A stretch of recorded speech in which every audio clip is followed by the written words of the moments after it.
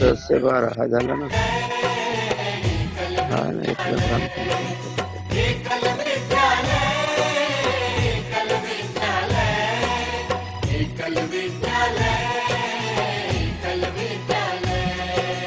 वनवासी गिरिवासी हो, वनवासी गिरिवासी शिक्षित हो संकल्प हमारा है, ये अभियान हमारा है।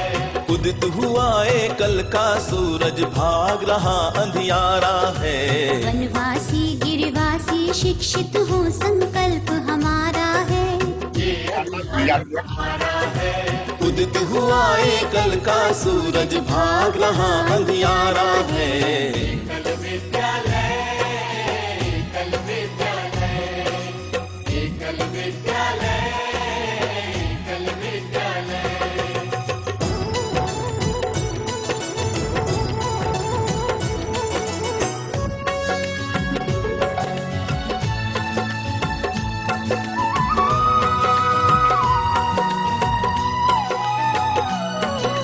भारत के उज्जवल भविष्य की एकल लगन लगाई है, मन में लगन लगाई है। हमने मन के अंधियारों में शिक्षा ज्योति जलाई है, एकल ज्योति जलाई है। तमसो मां ज्योतिर्गमय की, तमसो मां ज्योतिर्गमय की पावन रीति निभाई है। एकल सेवा दान दया, एकल सेवा दान दया, करुणा का नव उजियारा है, करुणा का नव उजियारा है। उदित हुआ एकल का सूरज, भाग रहा अंधियारा है। एकल विद्यालय, एकल विद्यालय, एकल विद्यालय, एकल विद्यालय।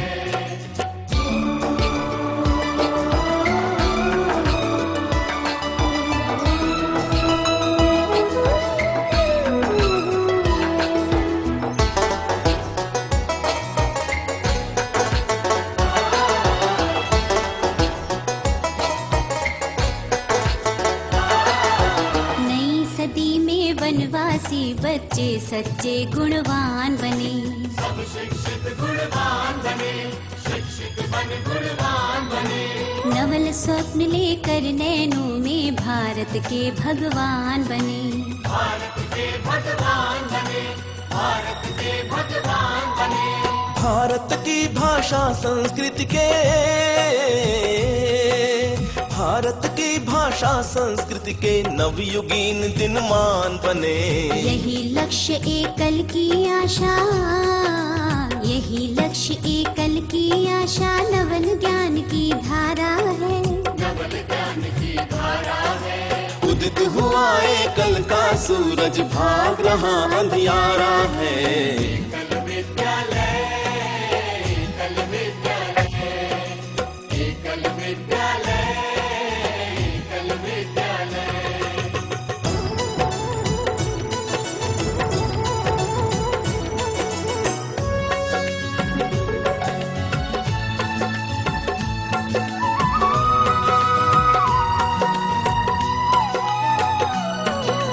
वनवासी जन स्वावलंबी होकर उन्नति की राह बढ़े, सभी प्रगति की राह बढ़े।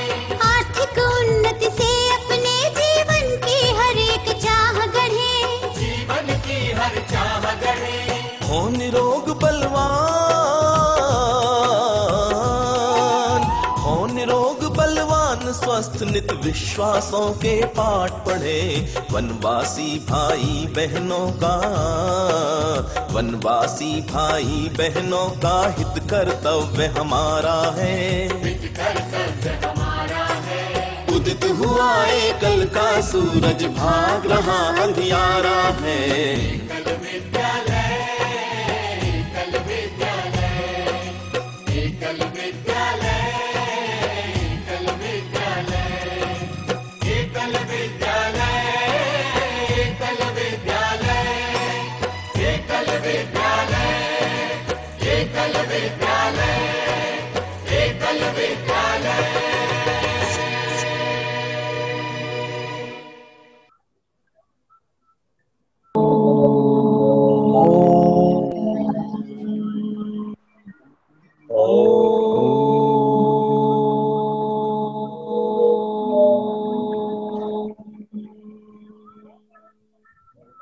सबसे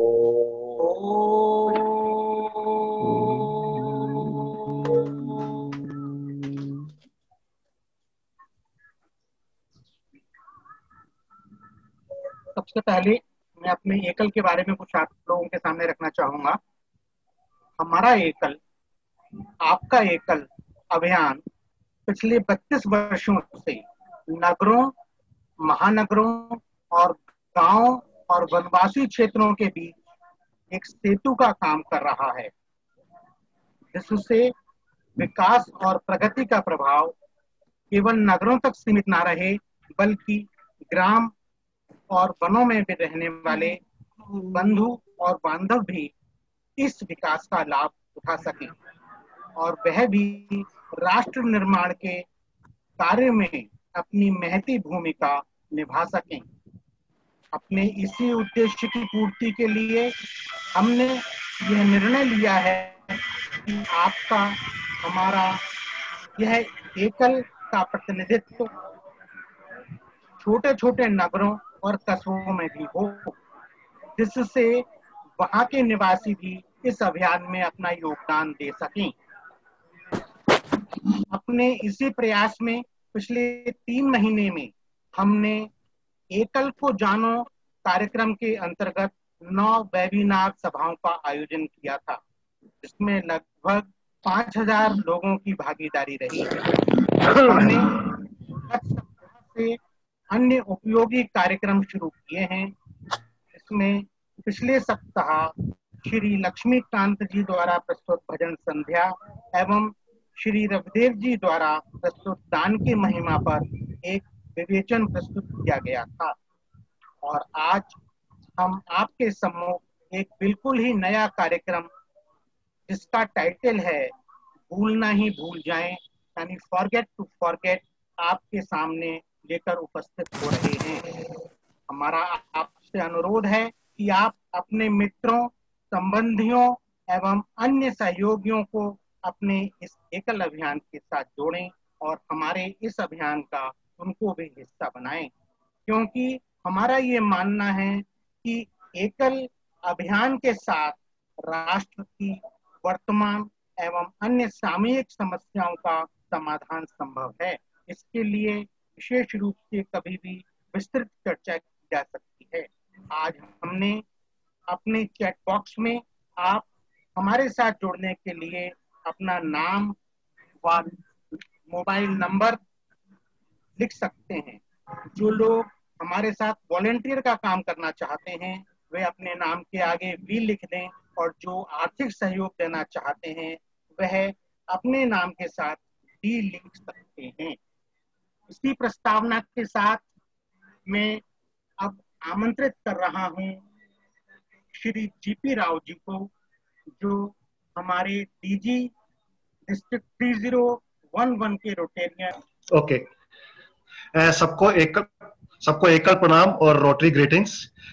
डीजी संजीव राय मेहरा जी हमारे इस वर्तमान वर्ष में हमारे डीजी हैं, जो rotary club of new Delhi से हैं, और इनका जो एक्सपीरियंस है, I think more than 25 years of experience rotary के अंदर है, और उन्होंने काफी रोटरी की इंपॉर्टेंट पोस्ट के ऊपर काम किया है, और एक बहुत ही सुलझे हुए और एक बहुत ही जिसको कहते हैं डाउन टू अर्थ जो उसको है, हमारा डीजी है हमारे, और हमेशा हम लोगों को किसी भी कार्य में, कोई भी हमें रोटरी में कोई भी प्रोजेक्ट करना है तो उसके लिए हमें सबसे पहले सहयोग देते हैं।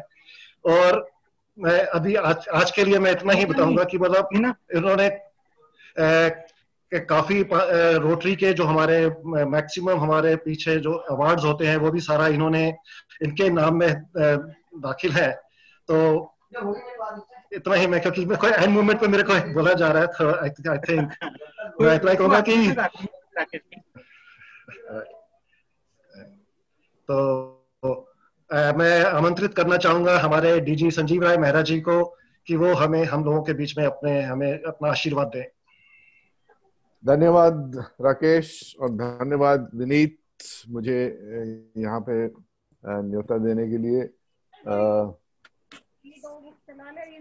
मेरे को विनीत ने बताया कि क्या प्रोग्राम है, तो मैंने कहा एक ही व्यक्ति यहाँ ऐसा है जिसे मैंने अपने आप को परिचित करना है, वो है अनंत कास्की बाटला।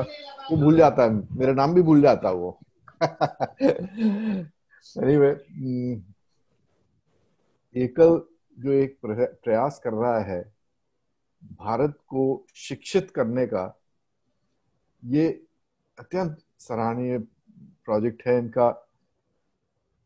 मेरे कुछ मित्र उड़ीसा से भी आए हुए हैं। मैं उन्हें बता दूं कि मैंने कई वर्ष वहाँ पे जयपुर और जगदलपुर के जंगलों में काम किया है।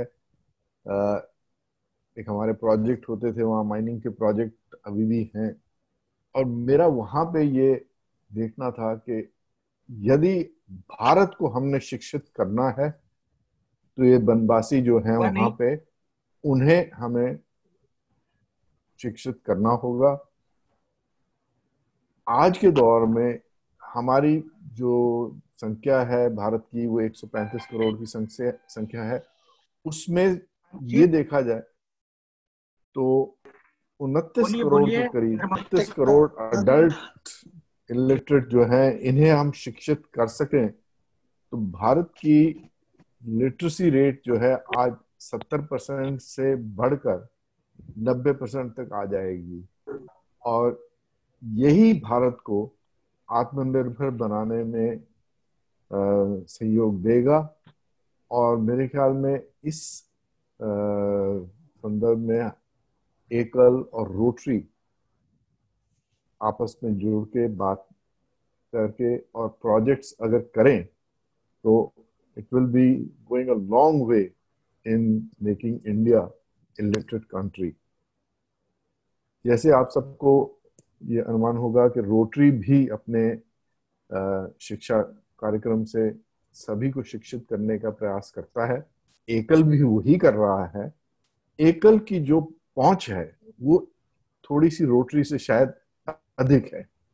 हालांकि अधिक रोटरी का जो दायरा है वो कश्मीर से कन्याकुमारी और राजस्थान से लेके दीमापुर और अरुणाचल प्रदेश तक जाता है, राइट टू बर्मा बॉर्डर। हमारे 1,60,000 मेंबर हैं, 4,000 से अधिक क्लब हैं और हमारी भी पहुंच भारत में कोने कोने में है।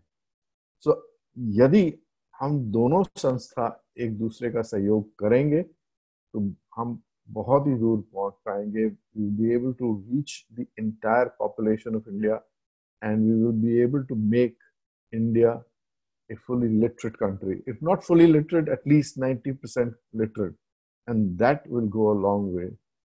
Because हालांकि मैं एक चार्टर्ड अकाउंटेंट हूँ और जैसे राकेश ने कहा रोटरी में मेरे को आज 42 साल हो गए हैं, 25 नहीं 42 साल हो गए हैं। 30 साल से तो मेरा 100% रिकॉर्ड है अटेंडेंस का। और मैं आपको एक छोटा सा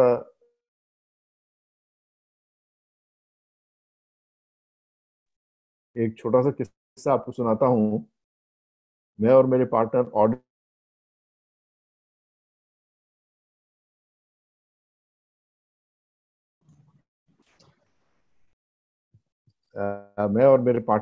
ऑडिट करने गए पंजाब में जैसे आपको अनुमान होगा कि सभी वहाँ के साइनेजेस जो हैं वो गुरमुखी में होते हैं। अब हमने एक ऑडिट कंप्लीट किया निहाल सिंह वाला का, वो मोगा के पास है, तो वहाँ से हमने बस पकड़नी थी और बठिंडा जाना था। अब गुरमुखी मेरे को नहीं आती थी और ना ही मेरे पार्टनर को आती थी। खैर, हालांकि मेरी पढ़ाई चंडीगढ़ में थोड़ी हुई थी, मगर क्योंकि इंग्लिश मीडियम स्कूल में पढ़ा था तो गुरमुखी जानता नहीं था। तो इतना पता था कि ये अक्षर कुछ पढ़ सकते हैं, ब और अ तो समझ में आ ही गए थे। और मेरा पार्टनर कहता है बीच में एक ठ भी होना चाहिए तो बठिंडा तो हम पहुंच ही जाएंगे। तो जैसे ही और वहां बस भी जो थी वो हार्डली मेरे ख्याल 1 मिनट से भी कम रुकती थी। और वो बस आई और ब और ठ देखा और चढ़ गए तो बटाले पहुंच गए। बटाले रास्ते में उतरे, फिर वापस पैदल आए, फिर बस स्टैंड से पकड़ी बस, फिर कहीं और ऐसे हुआ। शाम को वहां से हम 6 बजे निकले हुए, रात के 2 बजे बठिंडा पहुंचे, क्योंकि हमको वो लैंग्वेज नहीं आती थी।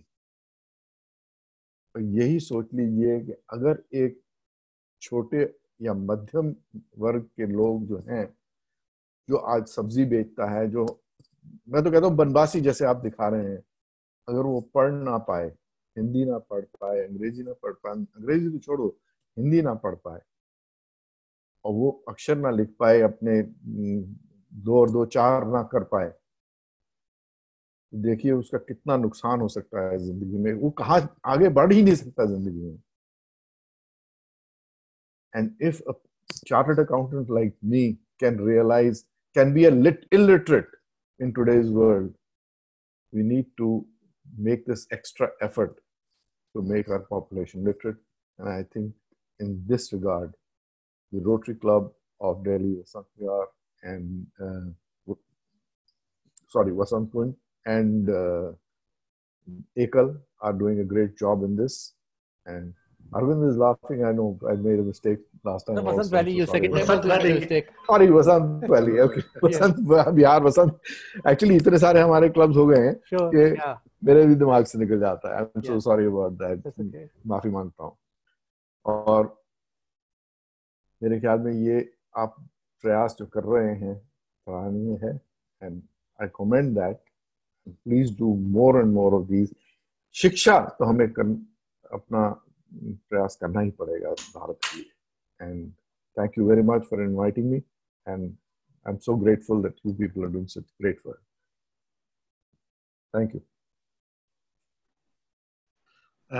थैंक यू संजीव जी, आपके आशीर्वाद के लिए, और हम आगे भी आपसे ऐसे सहयोग चाहेंगे इस मिशन को आगे बढ़ाने के लिए. धन्यवाद. Vinod ji, over to you. धन्यवाद मेहरा जी, आपने बहुत अच्छा उद्बोधन अपना दिया, और सबसे अच्छी बात जो आपने कही वो यही थी कि आप लिटरेसी की परसेंटेज को 90% और उससे भी ऊपर ले जाना चाहते हैं.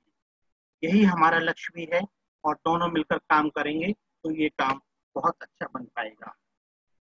अब मैं आपके सामने बुलाना चाहूंगा श्री अजय अग्रवाल जी को, जो कि हमारे FTS के भुवनेश्वर चैप्टर के आरपिक हैं 18-19 के और 2020-2021 के. आप विश्व हिंदू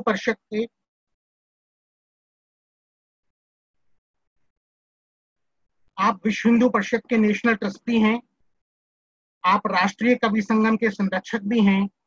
आप भारतीय विद्या भवन भुवनेश्वर के डायरेक्टर भी हैं, और भी आपके साथ बहुत सारी प्रतिभाएं जुड़ी हुई हैं. और सबसे अच्छी बात तो यह है अजय जी कि जब हम आपसे बात करते हैं, कोई भी व्यक्ति आपसे बात करता है, तो सबसे पहले उसकी प्रक्रिया यही होती है कि मैं एक बहुत ही उम्दा इंसान से मिला हूँ. आज ऐसे ही उम्दा इंसान को मैं आपके सामने प्रस्तुत कर रहा हूँ, और उनसे निवेदन कर रहा हूँ कि वह अपने उद्गार एकल के बारे में आपके सामने प्रस्तुत करें. श्री अजय अग्रवाल.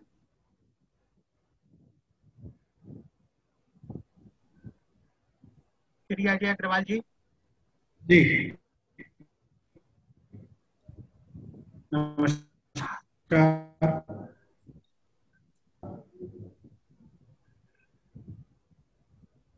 धन्यवाद माननीय विनोद जी, आपके शब्दों के लिए, आपके परिचय के लिए बहुत बहुत शुक्रिया. धन्यवाद. Rotary club of Delhi Vasant valley और एकल ग्राम संगठन महिला समिति की तरफ से आयोजित इस कार्यक्रम में उपस्थित हमारे district governor past president Rajesh Goyal ji, जो न केवल आपके पास्ट प्रेसिडेंट है बल्कि हमारे संगठन के ट्रस्टी भी हैं, एकल के ट्रस्टी भी हैं और राष्ट्रीय प्रभारी भी हैं, जिन्होंने ही मुझे यहाँ पे आमंत्रित किया. धन्यवाद देना चाहूँगा राजेश जी को कि आज आपने मुझे मौका दिया अपने सभी दिल्ली बैठे साथियों से इस वर्चुअल मीडिया के मार्फत मिलने का. President rotary club of Basant valley, secretary Rotarians, और जो सभी साथी आज इस वर्चुअल मीटिंग में उपस्थित हैं, सभी को मेरा नमस्कार, सभी को मेरा सादर नमन, एक प्रणाम एवं बहुत बहुत शुभकामनाएं। कि महाबीमारी के समय सबके मन में जब निराशा थी कि हम लोग कोई मिल नहीं सकते, आपस में बात नहीं कर सकते, लेकिन मानव समाज की वर्षों से, हजारों वर्षों से यह क्वालिटी रही कि हर विपत्ति में एक नया साधन, एक नया मार्ग ढूंढ लेता है अपना को आगे बढ़ाने में। और ये इसी श्रृंखला में ये जो वर्चुअल मीटिंग है, टेक्नोलॉजी के माध्यम से साथी रोटेरियन साथियों के साथ, एकल परिवार के सदस्यों के साथ बात कर पा रहा हूँ, मिल पा रहा हूँ और एक आत्मीयता का अनुभव कर पा रहा हूँ। चाहे व्यक्तिगत रूप से हम नहीं मिले हो, लेकिन इस जूम प्लेटफॉर्म पे, वर्चुअल प्लेटफॉर्म पे हम एक दूसरे को महसूस कर पा रहे हैं, भाव को महसूस कर पा रहे हैं। और मुझे ये मौका दिया कि एकल की कुछ बातें आपके सामने रखूं, ये मेरे लिए सौभाग्य का विषय है। बंधुओं, एकल की बात बोलने से पहले उसकी भूमिका में जाना चाहूंगा कि आज आजादी के 74 वर्ष बीत चुके। आजादी के लिए भारत की राजनीतिक बहनों ने अपने जीवन का बलिदान दिया, उसकी हम गणना भी नहीं कर सकते। और ये लड़ाई, स्वतंत्रता की लड़ाई कोई साल 2 साल नहीं, ये स्वतंत्रता की लड़ाई वर्षों तक चली, शताब्दियों से चली और 1947 में भारत आजाद हुआ। लेकिन जिन्होंने भारत, उन्होंने केवल राजनीतिक स्वाधीनता के लिए नहीं दिया था बलिदान, बल्कि उनके बलिदान का उद्देश्य था एक सपनों का भारत, जो भारत विश्व गुरु था, जो पराधीनता के कारण, गुलामी के कारण बहुत पिछड़ गया।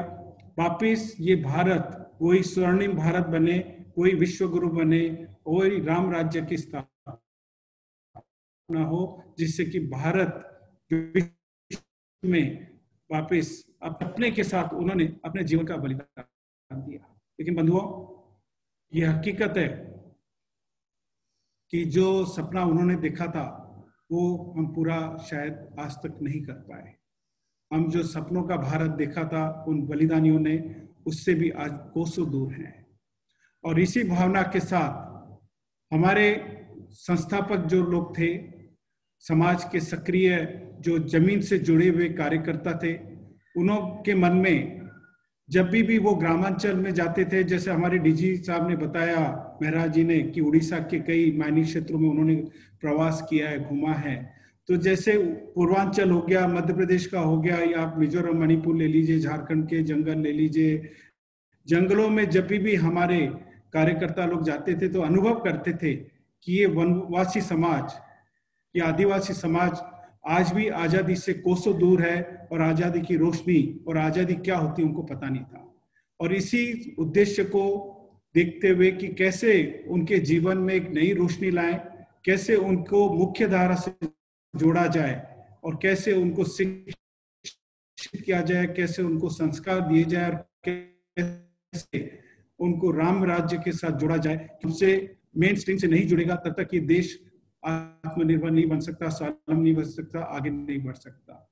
राम राज्य की स्थापना हम सब जानते हैं, हमारे आराध्य अयोध्या में बैठ के भी राम राज्य की स्थापना कर सकते थे, लेकिन उन्होंने 14 वर्ष का वनवास लिया और आसुरी शक्ति को वनवासियों के माध्यम से, उनके सहयोग से ही पराजित करके एक राम राज्य की स्थापना की। आज भी जब हम उदाहरण देते हैं तो सब हजारों लाखों हमारे भारतवासियों के मन में यही रहता है कि राम राज्य आए, राम राज्य आए। लेकिन बंधुओं, जब तक ये उपेक्षित समाज, वनवासी समाज, शिव समाज जिसे हम बोलते हैं, ये आदिवासी जब तक हमारे साथ नहीं जुड़ेगा, इनके जीवन में हम जब तक प्रकाश नहीं लाएंगे, जब तक हम उनके पास नहीं पहुंचेंगे, हमारा सपनों का भारत का निर्माण नहीं हो सकता। और इसी संकल्प के साथ कि हम इस समाज को वापिस उद्धार करेंगे, इनमें शिक्षा, संस्कार की रोशनी लेके आएंगे, इसी संकल्प के साथ आज से 30 साल पहले एकल अभियान की स्थापना हुई। उड़ीसा और झारखंड से 2 स्कूलों से इस संस्था ने अपनी शुरुआत की। सब जैसे बोलते हैं all long journey starts with small steps. बंधुओं, 2 स्कूल से शुरुआत करते हुए आज हम ये बड़े गर्व के साथ बोल सकते हैं, हमारा सपना तो अभी भी अधूरा है। आज 30 साल के अंदर भारत का ऐसा कोई कोना नहीं है जहाँ पे एकल उपस्थित नहीं है। कश्मीर के आप हिमालय की शिखाओं से लेके कन्याकुमारी के भारत महासागर तक, आप कच्छ के राजस्थान के रेगिस्तान से लेके मणिपुर, त्रिपुरा, अरुणाचल के वन क्षेत्र तक, भारत के 1 लाख गांव में आज एकल विद्यालय चल रहा है। एकल विद्यालय मतलब 1 टीचर स्कूल, एक टीचर जो है वहां पे हमारा कार्यकर्ता, हमारा आचार्य जाता है उस गांव में जहां पे कि रास्ता नहीं है, बिजली नहीं है, जहां पे आधुनिकता आज तक नहीं पहुंची। उन लोग को ये नहीं पता कि भारत स्वतंत्र हो गया या पराधीन है, उनको आज तक नहीं पता। ऐसी जगह में जहाँ पे कि कोई भी व्यवस्था नहीं है, आधुनिक व्यवस्था नहीं है, सड़क नहीं है, पानी नहीं है, ऐसे जगहों में दुर्गम स्थल पे हमारे कार्यकर्ता, हमारे आचार्य आज 1 लाख से ज्यादा स्कूल चला रहे हैं। हमारे करीबन 1 लाख आचार्य हैं, करीबन 10,000 सेवाव्रती वॉलंटियर्स हैं जो इस कार्य को हमारे कोऑर्डिनेशन करते हैं। करीबन 35 चैप्टर हैं हमारे एकल अभियान के पूरे भारत में, और करीबन 8 हमारे ऑर्गेनाइजेशंस हैं, जैसे कि ग्राम उत्थान समिति हो गया, भारत लोक शिक्षा परिषद हो गया। इस तरह से हमारे 8 संगठन हैं, फ्रेंड्स ऑफ ट्राइबल सोसाइटी, इस तरह से 8 संगठन हैं जो सब एक परिवार की तरह मिलके इस देश के अंदर उस आदिवासी को कैसे वापस शिक्षित किया जाए, कैसे उनको संस्कार दिया जाए के लिए दिन रात काम करते हैं। बंधुओं, हमारे आदर्श इस देश के युवा पीढ़ी को जिन्होंने हमेशा मार्गदर्शन किया, जिन्होंने हमेशा आदर्श के रूप में लिया, स्वामी विवेकानंद, उन्होंने कहा था if the child cannot come to school, if the child cannot come to school, school must come to the child। और इसी बात को संकल्प में रूप लेके उस आदिवासी क्षेत्रों में स्कूल नहीं है तो हम स्कूल को वहां तक लेके जाएंगे, पेड़ों के नीचे, खंडरों में, पहाड़ों के बीच में, गुफाओं में। विश्वास नहीं करेंगे, मणिपुर, मिजोरम में और कई झारखंड के कई ऐसे क्षेत्र हैं जहाँ गुफाओं में भी स्कूल चलते हैं, डेली स्कूल चलते हैं। तो यही हमारा रहा कि हम स्कूल को उन बच्चों तक लेके जाएंगे, आदिवासी बच्चे तक जो कि स्कूल नहीं जा सकते। स्वामी विवेकानंद ने कहा था, arise awake and stop not till the goal is achieved. और हमारा संकल्प यही है, जब तक हम भारत के आदिवासी क्षेत्रों को पहुंच नहीं जाएंगे, सारे आदिवासी क्षेत्रों में जब तक हम नहीं पहुंच जाते, जब तक आदिवासियों को हम शिक्षित नहीं करते, तब तक हम निरंतर हमारा ये कार्य, ये आंदोलन चलता रहेगा। और हम ये संकल्प के साथ आगे बढ़ रहे हैं कि हर आदिवासी परिवार के बीच में हम संस्कार लेके आए। जैसे हमारे रोटरी के अंदर सब जानते हैं कि हमारे 6 फोकस एरिया हैं, वैसे ही हमारे एकल अभियान के अंदर, ग्राम संगठन के अंदर भी हमारे 5 फोकस एरिया हैं: शिक्षा, संस्कार, स्वास्थ्य, आरोग्य, ग्राम उत्थान एवं जागरण। शिक्षा के बारे में तो हमारे गवर्नर प्रांतपाल जी ने ऑलरेडी बताया कि शिक्षा की आवश्यकता कितनी है, लेकिन शिक्षा के साथ संस्कार भी होना बहुत जरूरी है। तो हमारा जो एकल का कार्यकर्ता है, जो आचार्य है, उस गांव में संस्कार का भी काम करता है। संस्कार के साथ यदि स्वास्थ्य अच्छा नहीं हो, उन आदिवासियों को मेडिकल की सुविधा नहीं है, मिलों तक कोई डॉक्टर, कोई हॉस्पिटल नहीं है, कोई प्राइमरी हेल्थ सेंटर नहीं है, उनका स्वास्थ्य कैसा अच्छा रहे, उनका परिवार का, उनके गांव का, उनके बच्चों का, तो आरोग्य के नाम से, स्वास्थ्य के नाम से हमारा कार्यक्रम चलता है।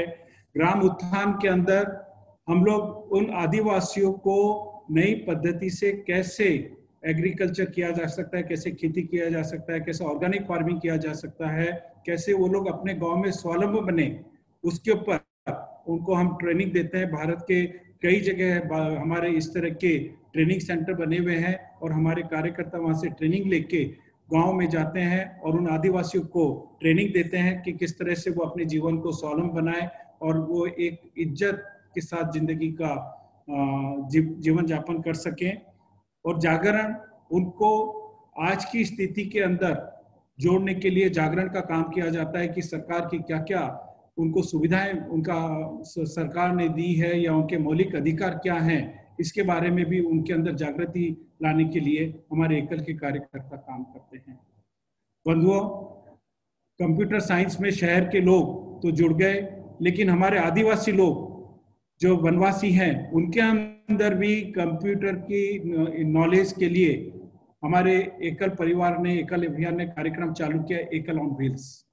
और मैं बड़ी खुशी के साथ, गर्व के साथ बोलना चाहूंगा आपको कि करीबन 50 एकल ऑन व्हील्स जो कि गाड़ियों के अंदर कंप्यूटर सेंटर बने हुए हैं, गाड़ियों के अंदर 10 से लेके 12 कंप्यूटर लगे हुए हैं, वो वनवासी क्षेत्र में घूमते रहते हैं और वहां पे बच्चों के बीच में, वहां पे गर्ल्स के बीच में कैसे कंप्यूटर एजुकेशन उनको दिया जा सके, कैसे वो आधुनिक भारत के साथ जुड़े और आधुनिक भारत के साथ जुड़ के वो भारत का निर्माण कर सकें। ऐसे 50 गाड़ी हमारे भारत के अंदर अलग अलग प्रांतों में, अलग अलग जंगलों में घूमती रहती है और उन गांव के अंदर, उन बच्चों के अंदर, उन युवाओं को कंप्यूटर की ट्रेनिंग देती है।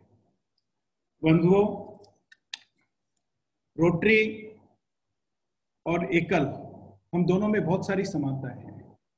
रोटरी के अंदर हमारा, हम विश्वास करते हैं यूनिवर्सल ब्रदरहुड में, एकल भी विश्वास करता है वसुधैव कुटुंबकम में। हम सर्विस ऑफ सेल्फ बोलते हैं, service to mankind is service to God बोलते हैं हमारे रोटरी में।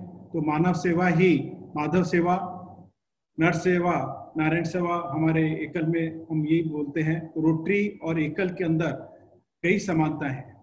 हमारे कई रोटरी बंधुओं को ही जानकर शायद जानकारी भी है, लेकिन मैं आपको जानकारी देना चाहूँगा कि साल 2017 में कलकत्ता में जब RILM का प्रोग्राम हुआ था, रोटरी इंडिया लिटरेसी मिशन का, हमारे Rotary International president elect Shekhar Mehta ji के नेतृत्व में, तो एकल को उस वक्त लिटरेसी के लिए भारत का सर्वप्रथम अवार्ड दिया गया था। ये अवार्ड हम सब लोग के लिए बहुत महत्व रखता है, रोटरी के लिए भी और एकल के लिए भी अवार्ड महत्व रखता है, क्योंकि इस अवार्ड के माध्यम से हमारे एकल कार्यकर्ताओं के मन में भी उत्साह आता है कि एक भारत का संभ्रांत वर्ग रोटरियन हमारे काम को परिचित करता है, हमारे काम की पहचान करता है और हमारे काम में सहयोग का हाथ भी बढ़ाता है। एकल और रोटरी इंडिया लिटरेसी मिशन में 2017 में एक MOU भी साइन हुआ था, जिसके अंदर RILM ने करीबन 20,000 एकल विद्यालय को स्पॉन्सर करने का कमिटमेंट किया था। उस टेक्निकल कारण से वो काम और उतना तेजी से आगे नहीं बढ़ पाया, लेकिन हम एकल और रोटरी की पार्टनरशिप 2017 में चालू हो गई थी।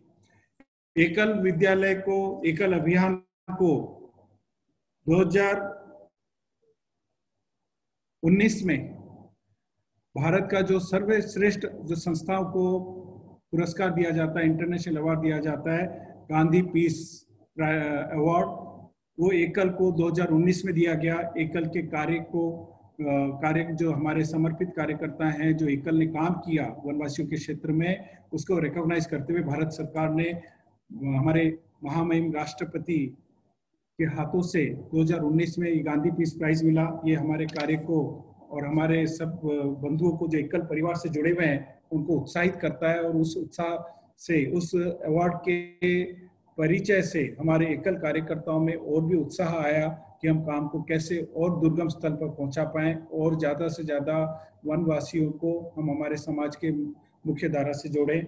बंधुओं, एकल और रोटरी यदि दोनों साथ आते हैं, जो आज राजेश जी ने प्रयास किया, भाई विनोद जी ने जो प्रयास किया, तो ये एक संगम होगा, पवित्र संगम होगा, जिसमें दोनों संगठन का एक ही उद्देश्य है कि हम मानव सेवा कैसे करें, वो चाहे हेल्थ के सेक्टर में हो, एजुकेशन की लिटरेसी को लेके हो या अवेयरनेस को लेके हो। आइए ये दोनों संगठन आपस में हाथ मिला करके उस उपेक्षित समाज, हजारों वर्षों से उस उपेक्षित समाज, वनवासी समाज को हम आगे बढ़ाएं, उनको हम समाज के साथ जोड़ें, उनको कैसे उनका जीवन सरल हो पाए और अच्छा हो पाए। आइए हम सब आज संकल्प करें कि दोनों संगठन हाथ से हाथ मिलाकर उस समाज की सेवा करवाएं और उसी माध्यम से हम भारत का नव निर्माण कर सकते हैं और भारत को स्वावलंबन बना सकते हैं। यही मेरी आज की इस कार्यशाला से मेरी अपेक्षा है कि आप सब एकल अभियान के साथ जुड़े, एकल अभियान के लोग रोटरी के साथ जुड़े। आइए हम सब मिलकर के इस भारत का निर्माण करें और उस उपेक्षित वंशवासी समाज, आदिवासी समाज को हम हमारे समाज के साथ जोड़े, आधुनिक भारत का निर्माण में उनका भी सहयोग लें। एक बार फिर मैं हमारे रोटरी सदस्य वसंत वैली के रोटरी के अध्यक्ष, सेक्रेटरी सबको धन्यवाद देना चाहूंगा दिल से कि आपने मुझे एकल की बात को रखने का मौका दिया।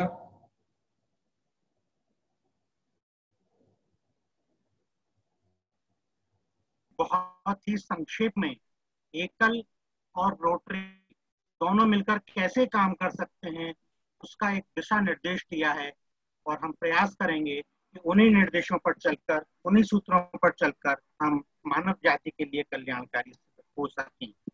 अब मैं आग्रह कर रहा हूं श्री विनीत राव जी से कि वो एकल की डॉक्यूमेंट्री प्रस्तुत करें। श्री विनीत राव।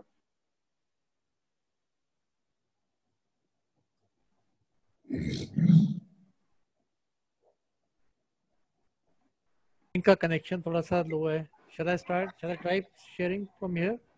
नहीं, आप नेक्स्ट प्रोग्राम कीजिए, नेक्स्ट कीजिए। ठीक है, ठीक है। मैं कर रहा हूँ। एकल अभियान का कार्यक्रम गांव की साक्षरता को बढ़ाना था। यह बाद में कार्यक्रम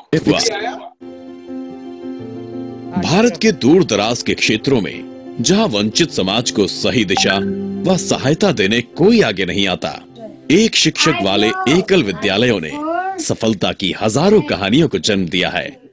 आज राष्ट्र में 1 लाख से अधिक एकल विद्यालय हैं। 3-4 साल पहले मैंने एक कार्यक्रम में आप सभी से ये आग्रह किया था कि 2022 तक हमें एकल विद्यालयों की संख्या 1 लाख तक पहुंचानी है। लेकिन मेरे लिए खुशी की बात है कि आपने इस लक्ष्य को 3 साल पहले 2019 में ही हासिल कर लिया। मैं एकल विद्यालय अभियान से जुड़े हर सदस्य को बहुत बहुत बधाई देता हूं। एकल विद्यालय में 6 से 14 वर्ष की आयु के बच्चों को अनौपचारिक शिक्षा प्रदान की जाती है। वे महीने में लगभग 22 दिन 2.5 से 3 घंटे तक पढ़ते हैं। एकल स्कूलों में पाठ्यक्रम की एक बहुत ही अनोखी और अच्छी तरह से कल्पना की गई है। छात्रों का सर्वांगीण विकास हो, यही एकल का लक्ष्य रहता है। आधुनिकता के इस दौर में नवीनतम तकनीक को लगातार अपनाने के लिए एकल हमेशा तत्पर रहता है। इसलिए हमने 3 वर्षों से ई शिक्षा के माध्यम से, टैबलेट के माध्यम से हमने ये प्रयोग शुरू किए। ये जिसको हम डिजिटल गैप की जो बात करते हैं कि शहर के विद्यार्थी के पास में एक वातावरण उस तरह का उपलब्ध है जो गांव में उपलब्ध नहीं होता, उस प्रकार का वातावरण हमने उनको गांव में देने का प्रयास किया है। ग्रामोत्थान योजना के एकल आपके द्वार कार्यक्रम के अंतर्गत भारत के दूर दराज के इलाकों में रहने वाले बच्चों को एकल ऑन व्हील्स के माध्यम से डिजिटल शिक्षा दी जाती है। दूसरी ओर एकल ग्रामोत्थान केंद्र के IT लैब्स ने डिजिटल शिक्षा के माध्यम से भारतीय गांव में स्वरोजगार की लहर ला दी है। ग्रामोत्थान संसाधन केंद्र के माध्यम से 1,25,000 हेक्टेयर से अधिक भूमि पर जैविक खेती हो रही है। इसके अलावा एकल कृषि उत्पादों के विपणन में किसानों को सहायता प्रदान कर रहा है, जिससे देश में जैविक खेती के प्रयासों को भी बल मिल रहा है। कुपोषण और विभिन्न बीमारियों को रोकने हेतु एकल पोषण वाटिका ब्रह्मास्त्र का काम कर रही है और दूसरी ओर हजारों ग्रामीण महिलाएं सिलाई और अन्य कौशल विकास पाठ्यक्रमों की मदद से आत्मनिर्भर बन रही हैं। ग्रामोत्थान योजना के कार्यक्रम 5 वर्षों से भी कम समय में देश के सभी 4 कोनों में फैल चुके हैं। 14 ग्रामोत्थान संसाधन केंद्र पहले ही शुरू किए जा चुके हैं और अन्य 4 प्रक्रिया में हैं। एकल ऑन व्हील्स की संख्या केवल 3 वर्षों में बढ़कर 33 हो गई है। 52 सिलाई कोचिंग सेंटर और 26 कंप्यूटर लैब क्रियाशील हैं। इसके अतिरिक्त देश भर में 12 सर्वांगीण ग्राम विकास संच सक्रिय हैं। यह कोई आश्चर्य की बात नहीं है कि एकल की उपस्थिति वाले कई गांवों में ग्रामवासियों का शहर की तरफ होने वाला पलायन काफी हद तक थम गया है। चाहे वह टेलीमेडिसिन हो या स्वास्थ्य शिविर, आधुनिक स्वास्थ्य सुविधाएं कई ग्रामीणों के घर तक पहुंच गई हैं। एकल आरोग्य ने स्थानीय रूप से उपलब्ध दवाओं और जड़ी बूटियों से पारंपरिक घरेलू उपचार को पुनर्जीवित करने के प्रयास किए हैं। यही नहीं, लोग आयुर्वेद की पारंपरिक भारतीय औषधीय प्रणालियों से भी लाभान्वित हो रहे हैं। वृक्षारोपण, नदी सरोवर इत्यादि के पुनर्जीवन, व्यक्तिगत स्वच्छता और वेस्ट सेग्रीगेशन जागरूकता शिविरों के माध्यम से एक स्वच्छ और स्वस्थ भारत का स्वप्न धीरे धीरे सच होता जा रहा है। भारत के अनेक क्षेत्र प्रायोजित आतंकवाद और अलगाववाद से पीड़ित हैं। वहां एकल कार्यक्रमों के माध्यम से बहुत सुधार हुआ है। भारत के हर कोने में मातृभूमि के प्रति प्रेम की भावना स्वाभाविक रूप से बलवती हो रही है। हमारी संस्कृतियों और परंपराओं को एकल हरि कथा कार्यक्रमों द्वारा संरक्षित किया जा रहा है और कई गांवों को मादक द्रव्यों के सेवन से भी छुटकारा मिल रहा है। एकल के श्री हरि दर्शन रथ के माध्यम से रामायण, महाभारत और भारत की विभिन्न महान विभूतियों की कथाव्रत बड़े पर्दे पर दिखाए जाते हैं। भारत के सबसे अलग थलग क्षेत्रों में रहने वाले लोग भी अपनी प्राचीन संस्कृति और गौरवशाली इतिहास से परिचित हो रहे हैं। एकल सुर एकल ताल जैसे सफल कार्यक्रमों के माध्यम से एकल अभियान ने प्रवासी भारतीयों को उनकी मातृभूमि से पुनः जोड़ दिया है। संकीर्णता और विभिन्न प्रकार के भेदभाव भारतीय गांव से गायब हो रहे हैं और सभी समुदायों के लोग आपसी प्रेम और सद्भाव के साथ आगे बढ़ रहे हैं। एकल के माध्यम से गांव और शहरों के लोग साझा जिम्मेदारी की भावना के साथ भारत के पुनर्निर्माण में भागीदार बन रहे हैं। एकल के प्रयास भारत की साहित्यिक, भाषाई, दार्शनिक, वैज्ञानिक, तकनीकी और कलात्मक विरासत को संरक्षित कर रहे हैं। सच्चाई यह है कि एकल की यह सेवा केवल भारत के लिए ही नहीं बल्कि पूरे विश्व के लिए है। आखिरकार भारत की स्वर्णिम विरासत विश्व की सांस्कृतिक विरासत का एक भाग ही तो है। आप आश्वस्त रहे, जब तक एकल कार्यरत है तब तक भारत के रंग, भारत की अनोखी ध्वनियां और भारत के सभी मूलभूत तत्व सुरक्षित हैं, संरक्षित हैं।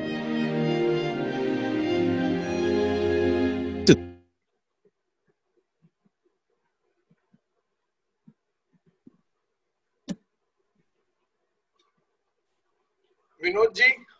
धन्यवाद विनीत जी।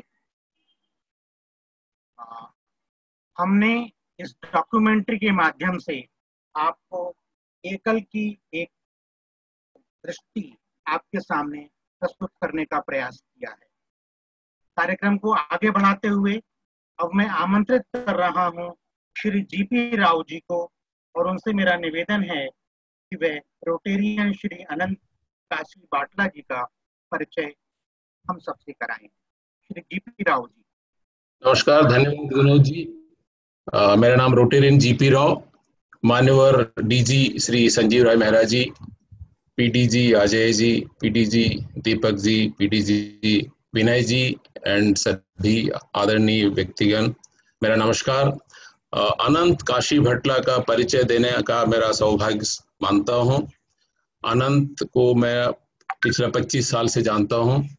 इन्होंने मेमोरी में एक रिकॉर्ड प्राप्त किया हुआ है।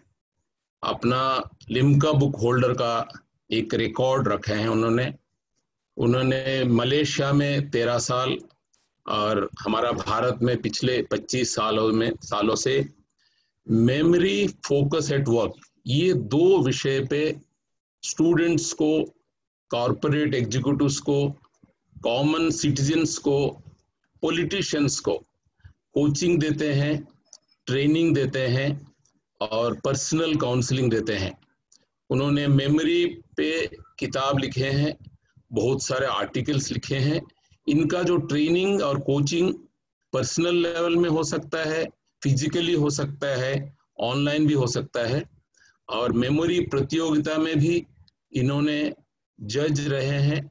और जब मलेशिया में रहे, ये मलेशिया की पूर्वतम प्रधानमंत्री उनका परिवार को भी कोचिंग किए हैं। और ये रोटरी से जुड़े हुए हैं, हमारा पास्ट प्रेसिडेंट है।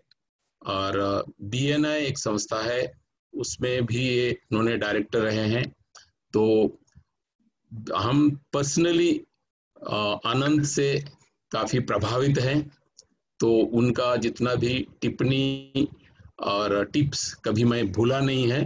तो इसलिए फॉरगेट नो मोर आनंद के लिए एकदम सही टॉपिक है। मैं उम्मीद करता हूं आप सभी आनंद का एक जो ये कार्यशाला है ये आप लोग पसंद करें। With that I invite dear friend Rotarian Anant Kashipatla to start his workshop. Thank you. Thank you, Dr. G.P. Rao. Thank you very much. It was thank you for the wonderful introduction. सभी को एकल प्रणाम और Rotary greetings to everybody. मेरा नाम अनंत काशीपटला है, मैं एक मेमोरी और फोकस कोच हूँ। तो जो मैं पहले ये सुन रहा था, डीजी सर जो बोल रहे थे एक्सपीरियंस जो पंजाब में जो हुआ था, वो सिमिलर एक्सपीरियंस मुझे भी काफी हुआ है। और इसी के कारण मुझे हिंदी में सीखना शुरू किया मैंने, इस कारण ही मैंने हिंदी शुरू किया है। So I don't speak Hindi normally, ये मेरा पहले बार है जो हिंदी में प्रयास कर रहा हूँ कि मैं हिंदी में बात करूँ। इसलिए क्योंकि मेरा मन ये करता है कि मैं एकल के साथ में जुड़ूं, और जैसे एकल is going into the interiors, वहां जाके मैं भी उसके साथ में थोड़ा बहुत, अगर ज्यादा तो नहीं कर सकता हूँ लेकिन कितना हो सके उतना मैं कर सकता हूँ। इसीलिए मैं हिंदी सीख रहा हूँ अभी, तो आपको मजा भी आएगा क्योंकि मेरा हिंदी कुछ अजीब से लगेंगे आपको। और मेरा एक रिक्वेस्ट है, आप मुझसे हिंदी मत सीखे प्लीज, ठीक है? मैं आपसे सुन के सीख रहा हूँ, तो मैं आपसे हिंदी सीखूंगा, आप मुझसे मेमोरी सीखे। Thank you so much. तो आगे बढ़ते हैं। फॉरगेट नो मोर, बोलना भूलिए। उससे पहले मैं सभी को धन्यवाद देना चाहूंगा रोटरी क्लब के लिए, और खास तौर से राजेश जी, राकेश जी, अरविंद जी, हमारा क्लब के साथ सभी मेंबर्स, और रोटरी और डीजे सर, और जो भी अभी प्रेजेंट है। Thank you very much for giving me this opportunity. मुझे बहुत I feel very grateful to be here. मुझे बहुत अच्छा लग रहा है यहाँ जुड़ के आपसे बात करने के लिए। और ये मेरा परिचय जीपी राव जी ने दे दिया है, तो I am just fast forward, थोड़ा तेजी से इसको आगे बढ़ाऊंगा। ये मेरा पूरा इंट्रोडक्शन है। मैं काफ़ी 2 बुक्स लिखा था मैंने। एक बुक है, पहला जो बुक है एक मलेशिया से पब्लिश हुआ है, दूसरा बुक एक सिंगापुर से पब्लिश हुआ है। अभी भारत में आने के बाद मैंने अभी तीसरा बुक लिखना शुरू किया है। ये इस महीने में ये बुक रिलीज होगा। तो ये मैं काम करता हूँ, जो जिसके साथ पास मैं नहीं जा सकता हूँ उसके साथ में मेरा बुक जाए, मेरा वीडियो जाए, यही मेरा प्रयास है। सो अच्छा, ये सुन के मुझे एक याद आया है, जो इंट्रोडक्शन में बोल रहा था कि if the child cannot come to the school has to go to the child. This is a very very powerful statement, and एकल जो काम कर रहे हैं इसके ऊपर बहुत ही बढ़िया कर रहा है, and I was very much touched by the activity which एकल is doing. मेरा I request all the people to be a part of it. मैं रोटरी में एक पार्ट हूँ, अभी मैं एकल में भी वॉलंटियर करूंगा। मैं जितना भी टाइम दे सकता हूँ या मनी दे सकता हूँ, I will definitely do my best to be a part of that, क्योंकि ये बहुत ही इंटरेस्टिंग चीज है और this is going to help the country in a major extent. तो ये भारत को आगे बढ़ाने के लिए काफी यूजफुल होगा। और मैंने इंटरेस्टिंग चीज नोटिस किया है, एकल ने बहुत आसान कर दिया आपको डोनेशन करने के लिए, क्योंकि आपका उसका नंबर देखिए बहुत ही आसान है, 519419 8 बार 5555। It's easy to remember, HDFC bank है। So please do contribute your time, your money to a great cause. काफी लोग रोटरी से जुड़ा हुआ है एंड एकल से भी जुड़िए, and it's a very wonderful platform. I think we all together can be instrumental to take India further. So let's move on. तो ये मैंने जो कंपनीज में काम किया था इसका जो स्लाइड्स है, और मैं आगे 35 मिनट्स के लिए मैं बात करूंगा। इसमें मेरा प्रयास ये होगा कि मैं हिंदी में ही बात करूं, जो मुझे तकलीफ होगा फिर भी मैं प्रयास तो करूंगा। Thank you. तो लेट्स गेट स्टार्टेड। तो पहले हम लोग ये बात करते हैं कि जो मेमोरी है, याददाश्त है, इसको कैसे काम करना है या इससे हम लोग कैसे काम निकलवाना है। तो काफी लोग ये सोचते हैं कि एज बढ़ने से मेमोरी कम हो रहा है या मेमोरी को जितना यूज करना चाहिए उतना यूज नहीं कर पाते हैं। शायद आपको ये जमाना याद होगा कि 15-20 साल पहले जब आपके पास में ये छोटे छोटे फोन्स नहीं होते थे, उस समय में आपका मेमोरी बहुत बढ़िया होता था, नंबर्स याद होता था। लेकिन आजकल में क्या हो गया, आजकल में लोगों को अपने खुद का नंबर भी याद नहीं होता है। मैंने काफी ऐसे लोगों से मिला था कि मैंने पूछूंगा दोस्त आपका नंबर क्या है, ये लोग बोलते हैं ये नंबर मेरा है लेकिन मुझे पता नहीं है, क्योंकि ये मेरा जियो का नंबर है, मैं इंटरनेट यूज करता हूँ सिर्फ, लेकिन नंबर तो उन्हीं का है।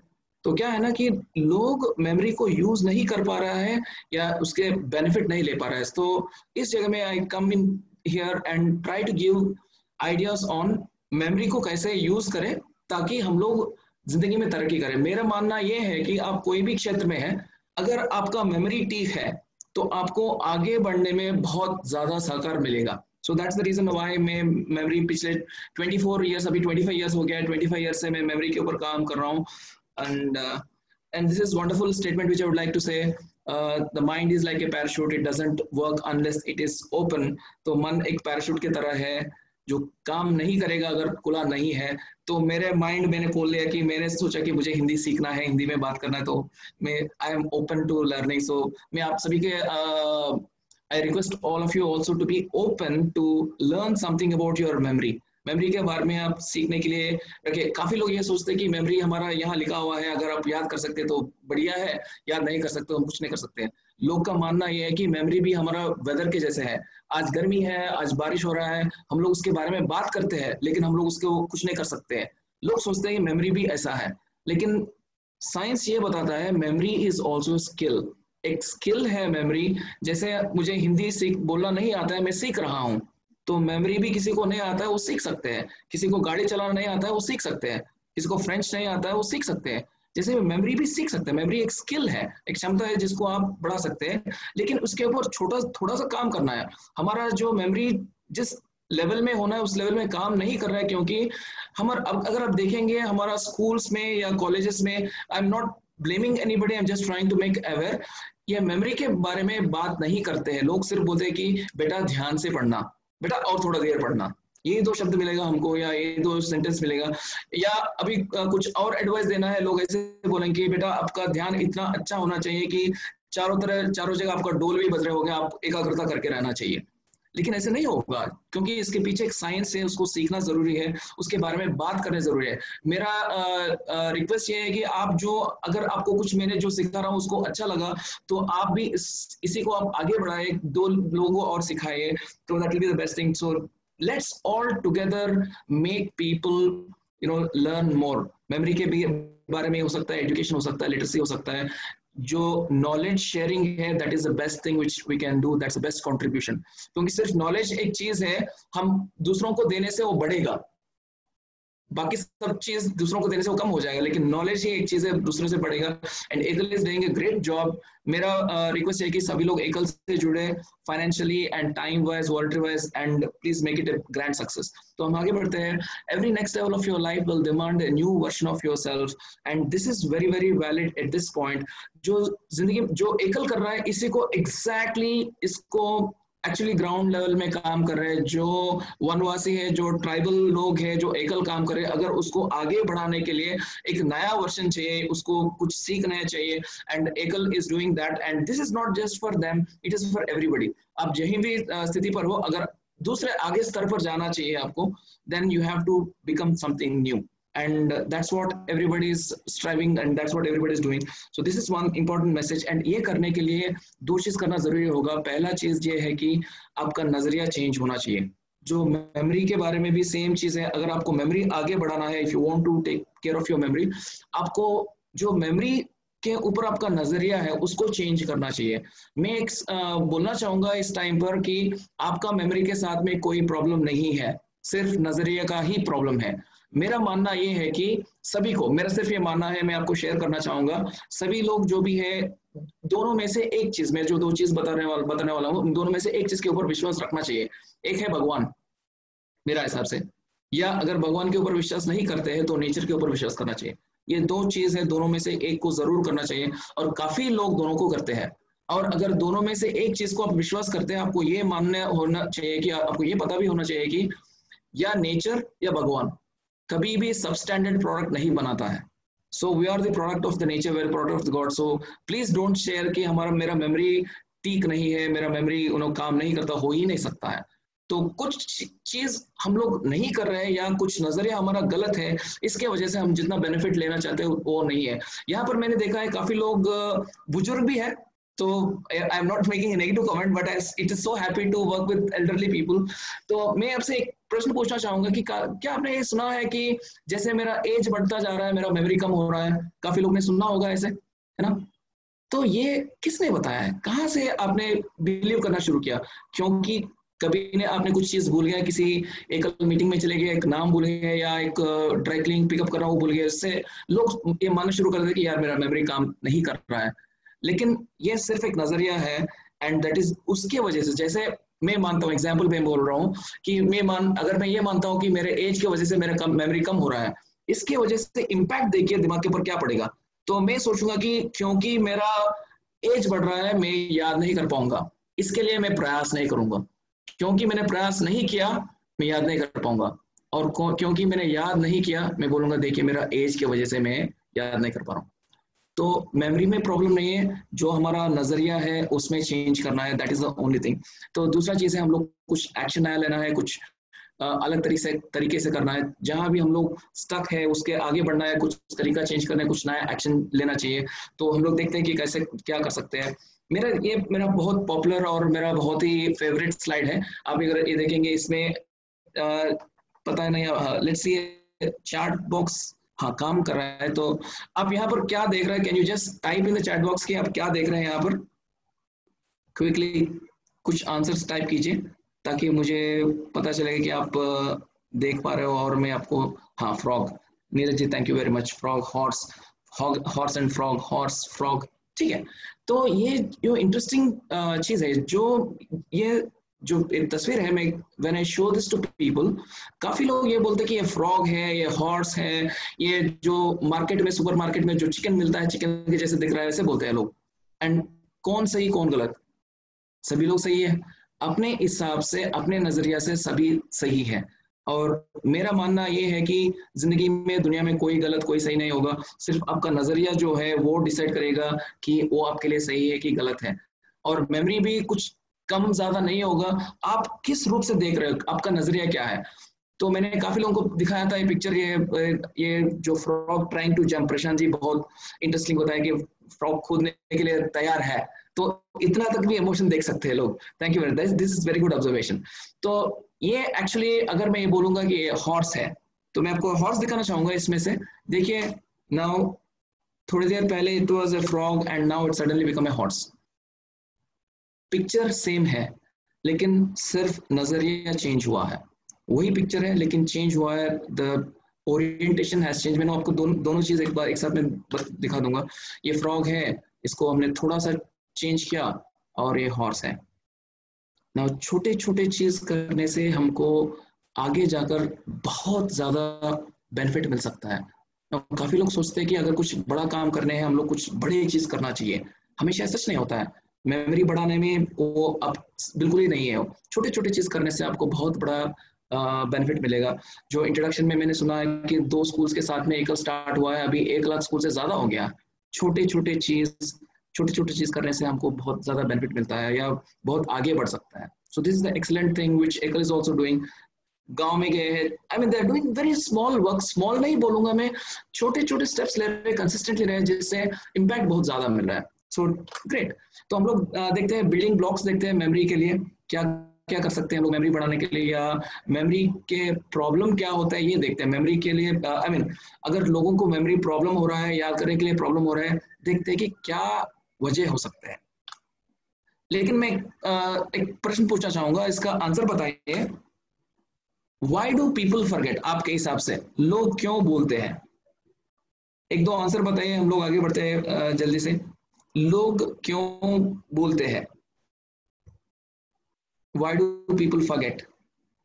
स्ट्रेस के वजह से, clumsy to remember, they do not reinforce, काफी आंसर्स आ रहा है, सही है, बिल्कुल सही है। इंटरेस्ट नहीं है या कंसंट्रेशन नहीं कर पाते हैं, इंटरेस्ट नहीं है, ध्यान की कम होती है, less concentration, lack of concentration, they don't pay attention, ठीक है, सभी आंसर सही है। तो मैं आपको एक इंटरेस्टिंग चीज बताऊंगा, ये जो आपने बताया है ये बिल्कुल सही है, मल्टीपल वर्क, हाँ जी, ये भी बहुत बड़े रीजन है कि काफी चीजों के ऊपर एक काम करना तो करते हो तो आपका मेमोरी काम नहीं करेगा, बिल्कुल। तो इसके अलावा और 3 चीज है जो एटीट्यूड से होता है, आपको कुछ काम करने की जरूरत नहीं है, लेकिन आप उसको पकड़ के रखेंगे ना, ऑटोमेटिकली आपका मेमोरी बढ़ जाएगा। मैं आपको, हाँ, एटीट्यूड, मैं आपको 3 ऐसी चीज बताऊंगा मेमोरी क्यों लोग क्यों भूल जाता है। सो लेट्स सी दैट थिंग। पहला है डिसबिलीफ। अगर लोगों का मेमोरी नहीं काम करते हैं, कभी कैपेसिटी का प्रॉब्लम नहीं होता है, या they don't try to remember, Sunita ji fantastic, तो people don't make an effort. क्यों नहीं ट्राई करते हैं? क्योंकि लोगों के अपने मेमोरी के ऊपर विश्वास नहीं होती है। लोग विश्वास करना ही बंद कर दिया अपने मेमोरी के ऊपर, क्योंकि इसके ऊपर डिपेंडेंसी ज्यादा हो गई है। एक जमाना में ऐसे होता था कि आप कहीं दुकान में चले जाइए, 1 महीने का सामान खरीदेंगे आप, तो पेंसिल भी यूज नहीं करते, एक बार ऐसे ही करेंगे और वहां नीचे टोटल कर देंगे। और आजकल के डेट में मैंने देखा था कि 300 माइनस 120 रुपीज, उसके लिए भी हम लोग कैलकुलेटर यूज करते हुए मैंने दिखाया खुद। तो क्या हो गया, लोग विश्वास नहीं कर रहा है। जब आप विश्वास नहीं करते हैं, आप आगे नहीं बढ़ते हैं, जिंदगी में आगे नहीं बढ़ेंगे, मेमोरी में तो ऑफ कोर्स नहीं बढ़ेंगे। तो ये जो मेमोरी में बहुत लागू होता है कि डिसबिलीफ, और डिसबिलीफ इसलिए होता है क्योंकि लोग जो एविडेंस होता है, वो जो मेमोरी कहाँ काम नहीं किया उसके ऊपर ध्यान देते हैं। मैंने एक नाम भूल गया, या मैंने कुछ किसी का चाबी कहाँ रख के भूल गया, मैंने कहीं मैंने अंगूठा कहीं रख के भूल गया, या कुछ डॉक्यूमेंट मैंने मिस कर दिया। ये 2-3-4 चीज होते हैं या 10-15 चीज होते हैं, लोग उसके ऊपर फोकस करना शुरू करते हैं, बोलते हैं कि भाई साहब देखो मेरा मेमोरी खराब है। लेकिन आप ये देखना चाहिए कि आप क्या याद रखते हैं। ये मान के चलिए, अगर मैं आपको एक सिंपल सा एग्जांपल दूंगा कि एक कुछ कागज लीजिए, व्हाइट पेपर्स लीजिए और लिखना शुरू कीजिए। आप जिंदगी में आज तक आपको क्या क्या पता है, everything you know, her words, sentences, आपने क्या क्या मिठाई खाया है, क्या क्या मूवीज देखा है, कहाँ कहाँ घूमा है, एकल का कहाँ कहाँ लोकेशन आपको पता है, आपके कितने फ्रेंड्स हैं, आपका आप पूरा लिखना शुरू करेंगे, आपको एक जिंदगी का टाइम लगेगा आपको उसको एक्सेस को खत्म करने के लिए। तो ये पूरा यहाँ पर है। लेकिन क्योंकि हमने 4 चीज भूल गया, 10 चीज भूल गया, इसके वजह से लोग विश्वास करना ही बंद कर देते हैं। और आपको उसको आगे बढ़ने के लिए आपको ये देखना है कि मेमोरी कहाँ काम कर रहा है, उसके ऊपर आपको फोकस करना चाहिए। सो 1 इज डिसबिलीफ, और दूसरा चीज है डिसइंटरेस्ट। उसके ऊपर इंटरेस्ट नहीं होना।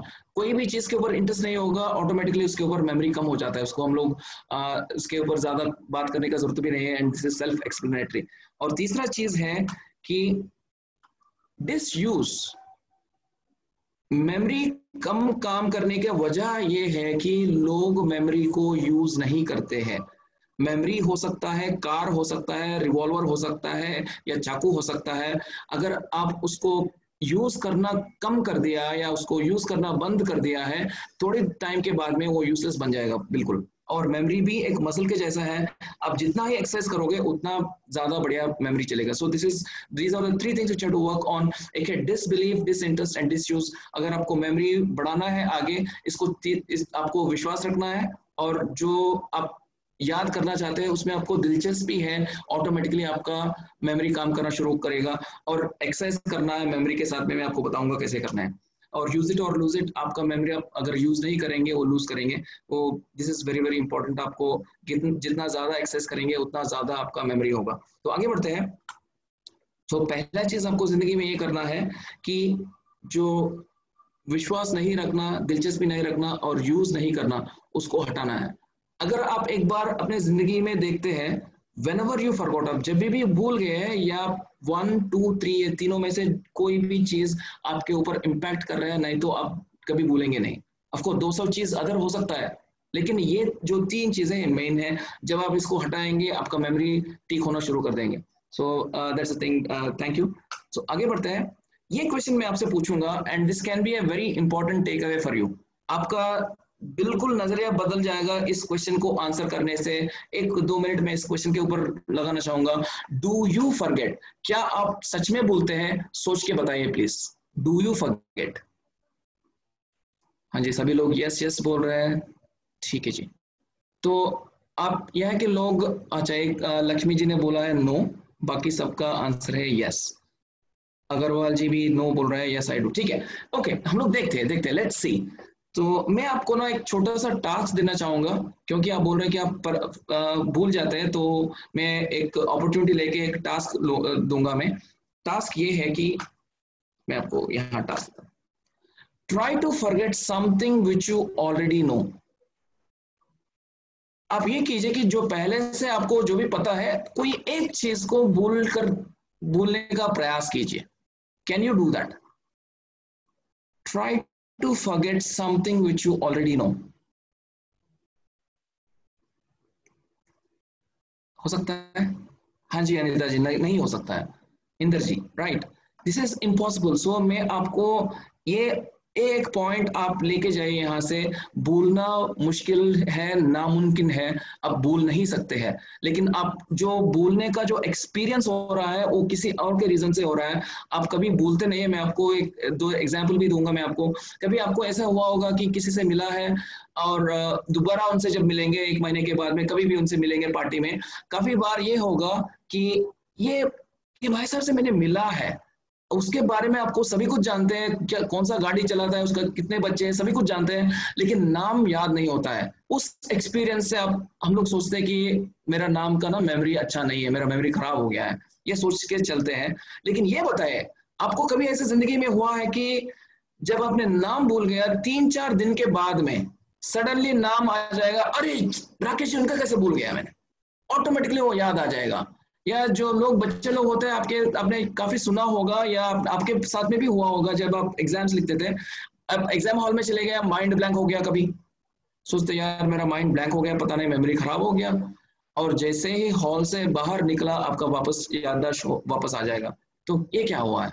मेमोरी आपका खराब नहीं है, आपका मेमोरी काम बिल्कुल कर रहा है, लेकिन क्या हुआ ना, आपका रिकॉल खराब है।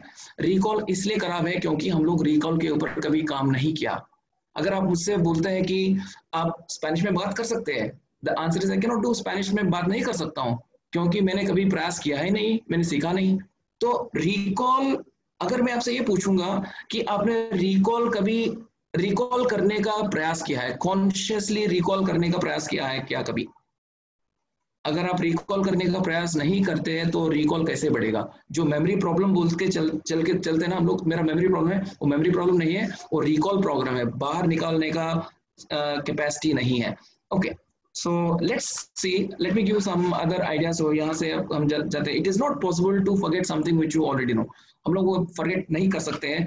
मैं आपको, I am not an expert on sun और साइंस के ऊपर, मैं या सोलर सिस्टम के ऊपर एक्सपर्ट नहीं हूँ, लेकिन मुझे 2 चीज पता है सूरज के बारे में। अगर आप एग्री करते हैं तो आप बोल सकते हैं कि यू एग्री, यस करके बोल सकते हैं उसमें। तो मेरा नॉलेज ये है कि मेरा बहुत ज्यादा नॉलेज नहीं है, थोड़ा बहुत नॉलेज है सूरज के बारे में। तो सिर्फ ये है कि the sun rises in the east, जो सूरज ईस्ट में, it rises in the east, और sun sets in the west. शाम को सन जो वेस्ट में, सूर्यास्त होगा वेस्ट में। तो ये सही है? Do you agree to that? हाँ जी, तो मेरा मेमोरी भी ठीक है, हिंदी भी ठीक है, सूरज के बारे में जो इन्फॉर्मेशन दिया वो भी ठीक है। डीजी सर, मेरा मेमोरी चल रहा है, अच्छा ही चल रहा है। ओके, तो आप ये बताइए कि आपने सभी एक्सपीरियंस भी किया होगा, काफी लोग कन्याकुमारी भी जाते हैं सूरज को, राइजिंग सन देखने के लिए, या जापान तक भी जाता है, लैंड ऑफ राइजिंग सन है देखने के लिए, पैसे खर्च करके जाता है और देखते हैं वाह बहुत बढ़िया सा बाहर निकल के आ रहा है। लेकिन जो आप जानते हैं उसके हिसाब से सोचिए, साइंटिफिकली सोचिए, रियलिटी सोचिए, क्या सन, इज इट राइजिंग और सेटिंग? सन का मूवमेंट हो रहा है क्या? The answer is no. The sun is neither rising, sun is not setting. Sun वहां की वही है, हम लोग सन के अराउंड घूम रहे हैं, और हमारा एक्सपीरियंस क्या बोल रहा है? Sun is moving around me. हमारा ईगो देखिए, sun is moving around us, लेकिन सच्चाई क्या है? We are moving around the sun. मैं क्यों बोल रहा हूँ? क्योंकि जो एक्सपीरियंस है कभी भी सच, हमेशा सच नहीं हो सकता है। एक्सपीरियंस ही है। जो भूलने का भी वो सच नहीं है, सिर्फ एक्सपीरियंस है। सच्चाई ये है कि आप कभी भूल ही नहीं सकते हैं। जो ब्रेन है वो भूलने के लिए नहीं बना है, अगर आपको अभी भी डाउट है तो आप मुझे कभी भी कॉल करके बोल सकते हैं कि ठीक है, मैं ये पता है मुझे, अभी मैं भूल के दिखाऊंगा। हो ही नहीं सकता, जो पहले से आपको पता है हो ही नहीं सकता। लेकिन क्या है ना, मैं आपको एक इंटरेस्टिंग चीज बताऊंगा, आपको ये मजेदार भी आएगा, आपको मजेदार लगा। LOL भी लिख सकते हैं, आजकल के जो बच्चे लोग लिखते हैं लॉल करके लिखते हैं। तो मैं आपको इंटरेस्टिंग चीज बताऊंगा। मैं अभी विशाखापट्टनम में हूँ, तो मुझे पिछले हफ्ते एक गवर्नमेंट डिपार्टमेंट में जाने का अवसर नीड पड़ा था। तो मैं वहाँ गया था, पहली बार गवर्नमेंट ऑफिस में गया था यहाँ विशाखापट्टनम में, और मैंने एक बंदे से बात किया था, मुझे डॉक्यूमेंट चाहिए। वो भाई साहब बोला है कि ये यहाँ पर नहीं होता है, तीसरा फ्लोर में जाना है आपको। मैंने बोला अच्छा तीसरा फ्लोर कहाँ, कैसे जाना है? तो वो बहुत नया ऑफिस था। बोला आप पहले बार आए यहाँ पर? मैं बोला हाँ जी, मैं दिल्ली से आया हूँ। तो बोला कि ठीक है, मैं आपको लेके उसको दिखाऊंगा। तो ये भाई साहब ने मुझे उसके साथ में लेके गए तीसरा फ्लोर में, जो बंदे मुझे काम करने वाला है उसको इंट्रोड्यूस किया, बोला है कि ये मेरा फ्रेंड है। पहले बार मिला था मैं उनसे, ये मेरा फ्रेंड है, उसका काम कर दीजिए करके वो उसको इंट्रोड्यूस किया और वो चले गया बंदा। और मैं बोलूंगा कि I want to tell you that मैं बंदे का नाम ना कभी भी जिंदगी में भूल नहीं सकता हूँ। I can never forget his name in my life time. कोई गेस कर सकते क्यों नहीं भूल सकता हूँ मैं उसका नाम? ये जो बंदा मुझे हेल्प किया था, तीसरा मंजिल तक आया था मेरे साथ में और इंट्रोड्यूस किया है फ्रेंड के जैसे, मैं कभी भी उसका नाम भूल नहीं सकता हूँ। Any reason can you think of? एक दो रीजन बताए क्यों नहीं भूल सकता हूँ मैं उनका नाम? फेवर किया है, नाइस फीलिंग है, इसका गेस्चर है, ठीक है, ये सभी राइट है। लेकिन एक्चुअली ना वो पर्सनल रीजन है, मैं बताना चाहूंगा, एंड आपको अजीब भी लग सकते हैं, क्योंकि सच्चाई ये है कि मैं उसका नाम इसलिए भूल नहीं सकता हूँ क्योंकि उसका नाम मुझे पता ही नहीं है। मैं कभी उसका नाम पूछा ही नहीं। क्या हुआ था, जैसे मैं काम करने में चले गया था, ये बंदा गायब हो गया, फिर मैं तीसरे नीचे गया था, वो मिला ही नहीं। मैं क्यों बता रहा हूँ? क्योंकि काफी बार जिंदगी में यही होता है, पहले हम माइंड में इंफॉर्मेशन नहीं आता है, लेकिन हम लोग सोच के चलते हैं कि यार मैं भूल गया। अगले बार आपको ये सोच आया कि आई फॉरगॉट समथिंग, मैंने कुछ भूल गया, अब रुकिए, एक बार स्टॉप कीजिए और अपने आप से पूछिए कि क्या मैं सच में पहले उसको एक्सेप्ट किया, वो इन्फॉर्मेशन मेरे पास में है कि नहीं है? काफी बार इन्फॉर्मेशन शायद ना हो, फिर भी बोलते हैं लोग भूल गए हैं। जैसे लेट्स से मुलाकात हो रहा है, किसी से बातचीत चल रहा है, तो आप अपना नाम दे रहा हो और मैं मेरा देख रहा हूँ कि मेरा शर्ट ठीक है कि मेरा पिन ठीक है नहीं, मैं उसका चेक कर रहा हूँ, तो उस दौरान मैं आपका नाम मिस कर देता हूँ, ठीक है? और मैं बाहर जाके मैं सोचूंगा कि यार भाई साहब से मिला था, उसका नाम क्या है? मेरा मेमोरी ना ठीक नहीं है। तो क्या हो, वहां पर पहले इंफॉर्मेशन आया ही नहीं है। तो ये आपको ध्यान में रखना चाहिए कि आपका मेमोरी बिल्कुल ठीक है, आपका जो मेमोरी जो एक्सपीरियंस होता है वो सच नहीं है। ट्रूथ ये है कि आप भूल नहीं सकते हैं। तो आगे बढ़ते हैं, let me share with you some ideas which can help. तो आपके मेमोरी बहुत बढ़िया है, मैंने आपको एग्जाम्पल भी दिया है। आप अगर आप मेरा बात नहीं मानिए, आप खुद चेक कर सकते हैं कि आपका मेमोरी कितना ज्यादा अच्छा है, कितना बढ़िया है। जो घर जाइए, A4 शीट्स ऑफ पेपर लीजिए, आप लिखना शुरू कर दीजिए आपको क्या क्या याद है, and you will surprise yourself. पूरा जिंदगी लगेगा आपको वो एक्सेस खत्म करने में। तो please don't tell yourself that you have a bad memory, you always have a good memory. उसको ऑनर करना चाहिए, एक्नॉलेज करना चाहिए, तभी जाके हम लोग उसको यूज कर सकते हैं। तो देखते हैं कि लोग गलत क्या करते हैं, मेमोरी के फील्ड में क्या गलत करते हैं। लोग गलत ये करते हैं कि लोग ये सोचते हैं कि मेमोरी ऑटोमेटिक है, क्योंकि मैं बात कर रहा हूं, क्योंकि आप बात कर रहे हैं हिंदी में या इंग्लिश में, मुझे समझ में आ रहा है, क्योंकि मैं लिख भी रहा हूं, मुझे याद होना चाहिए। नहीं होगा। लोगों का सोच ये है कि मेमोरी ऑटोमेटिक है, जैसे आप बोल रहे हैं मैं सुन रहा हूं तो दिमाग में जाके बढ़ जाएगा। नहीं होगा ये आपको कॉन्शियसली एक्टिवेट करना पड़ता है। मेमोरी एक प्रोसेस है, प्रोसेस के मतलब आपको उसको एक्टिवेट करना है। तो उसको कैसे एक्टिवेट करना है, इसके लिए let me give some ideas here. पहला चीज है intention. Intention is very very important. So मैं आपसे ये पूछना चाहूंगा कि आपने पिछले 2-3 महीने में काफी लोगों से मिले होंगे, नए लोगों से मिले होंगे। आप ये सोचिए कि कभी ने आपने लोगों से मिलने से पहले कभी आपने ये कॉन्शियसली सोचा क्या कि मैं जो बंदे से मिल रहा हूँ उसका नाम याद रखूंगा, या आपने कोई किताब पढ़ने से पहले आपने ये सोचा कि मैं जो पढ़ने वाला हूं उसको मैं याद रखूंगा। कॉन्शियसली लोग इंटेंट नहीं करते हैं। डिजायर होता है कि मैं सभी को नाम रखना, याद रखना है, या मैं जो पढ़ता हूँ ये उसको याद रखना है, वो करते हैं। So Shikha ji thank you very much. लोग नहीं वो करते हैं, they will not say that I intent ही नहीं करते हैं, और बाद में बोलते हैं कि यार मेरा मेमोरी गलत है। इंटेंशन होना जरूरी है। जब इंटेंशन होगा हम नेक्स्ट स्टेप में जा सकते हैं, एक्शन। तो एक्शन करेंगे तो रिजल्ट आएगा नहीं आएगा वो अलग चीज है। जब इंटेंशन ही नहीं है तो एक्शन नहीं करेंगे, हम लोग आगे ही नहीं बढ़ेंगे और हम उस माइंड फ्रेम में रहेंगे कि यार मेरा मेमोरी ठीक ही नहीं है। तो इंटेंट करना बहुत जरूरी है। ओके, प्रतिभा जी, मैं बोल रहा था कि मैं उस बंदे का नाम पूछा ही नहीं। I did not even know his name, that's why I cannot forget. So you cannot forget something which you don't know. तो जब भी आपको फॉरगेटफुल का एक्सपीरियंस हुआ है, आप अपने आप से पूछिए कि do I really know this, या मुझे ऐसा लग रहा है कि मैं फॉरगेट कर रहा हूँ। तो आप उसको चेक करेंगे ना, ऑटोमेटिकली पता चलेगा कि आपको शायद काफी बार आपका जस्ट एक्सपीरियंस है और सच्चाई है भी नहीं। ओके, दूसरा चीज मैं आपको ये एडवाइस या स्ट्रेटेजी बताना चाहूंगा कि आपका इनपुट आउटपुट रेशियो आप अच्छा होना चाहिए। जैसे आप देखिए, मैं एक एग्जांपल दूंगा एक स्कूल का। मैं किसी का बुराई या कुछ नहीं कर रहा हूँ, मैं सिर्फ आपको एक सिस्टम क्या कैसे चलता है उसमें बताऊंगा कि आप मान के चलिए कि आप कुछ स्कूल में गए हैं, अब बच्चे के जैसे लेट्स से और हाई स्कूल स्टूडेंट, और स्कूल में क्या होता है, आप जैसे स्कूल में चले गया, science teacher, maths teacher, English teacher, physics teacher, geography teacher, ये टीचर, वो टीचर, ट्यूशन टीचर, तो बोलना शुरू कर देते हैं। हम लोग क्या करते हैं, उसको कैप्चर करना शुरू कर देते हैं। तो एब्जॉर्बिंग में हमको कुछ प्रॉब्लम नहीं है, माहिर बन गया क्योंकि सुबह से शाम तक सुनते रहते हैं। लेकिन प्रॉब्लम ये है कि जो आपने सुना है रिकॉल कब करते हैं, क्वार्टरली एग्जामिनेशन में, फाइनल एग्जामिनेशन में। तो अब देखिए 10 महीने का जो इनपुट किया है 2 घंटे में आउटपुट करना है, तो इनपुट आउटपुट रेशियो मैच नहीं होता है। जब तक आप रिकॉल नहीं करते हैं तब तक आप मेमोरी में आगे नहीं बढ़ सकते। मैं एक एग्जांपल दूंगा।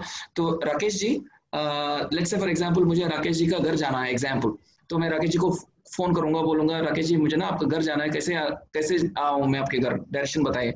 तो राकेश जी पूछेंगे कहाँ से, लेट्स से मैं बोलूंगा मॉडल टाउन मेट्रो स्टेशन से, एग्जाम्पल बता रहा हूँ। तो राकेश जी बोलेंगे अच्छा जी अनंत एक काम कीजिए, Model Town metro station 3 number gate से बाहर निकलिए, सीधा चले जाइए, वहां से राइट टर्न लेफ्ट टर्न जो भी है कहानी आप बताएंगे राकेश जी। तो राकेश जी ने सिंपल हिंदी इंग्लिश में समझाया, मुझे समझ में आ गया, it was very very clear.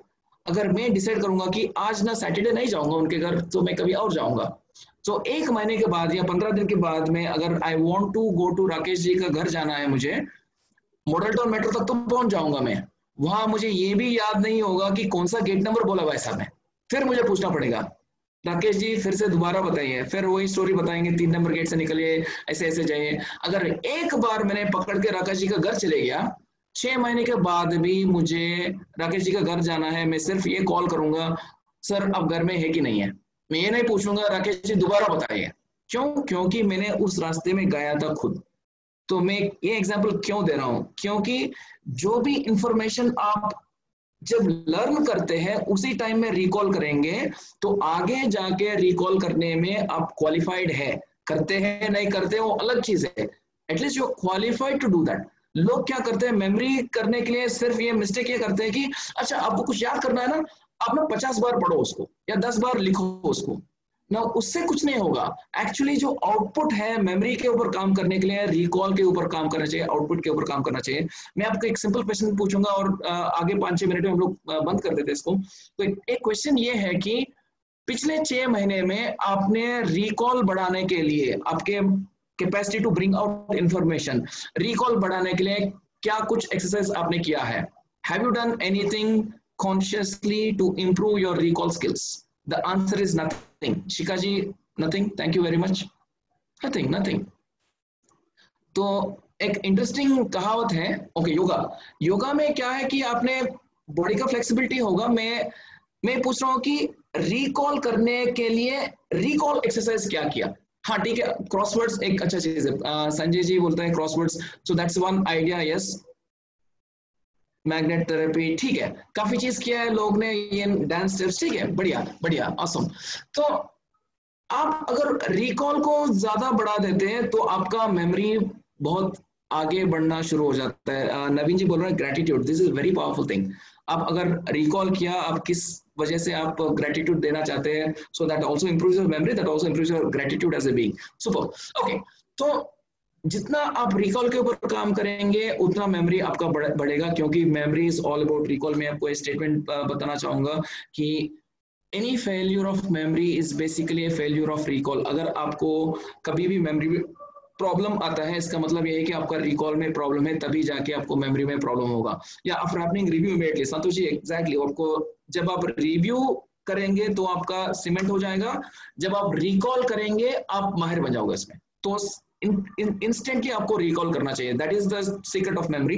तो मैं आपको एग्जांपल्स दूंगा, कुछ आइडियाज भी दूंगा अभी वेरी क्विकली। 3 आइडियाज मैं आपको दूंगा रिकॉल करने के लिए। Consciously activate your recall mechanism. आपका मेमोरी नेक्स्ट लेवल में जाने के लिए आपको मेमोरी के ऊपर काम नहीं करना चाहिए, याद रखने में काम नहीं करना चाहिए, आपको मेमोरी को बाहर निकालने के ऊपर काम करना चाहिए, रिकॉल के ऊपर काम करना चाहिए। So let me give some ideas for that.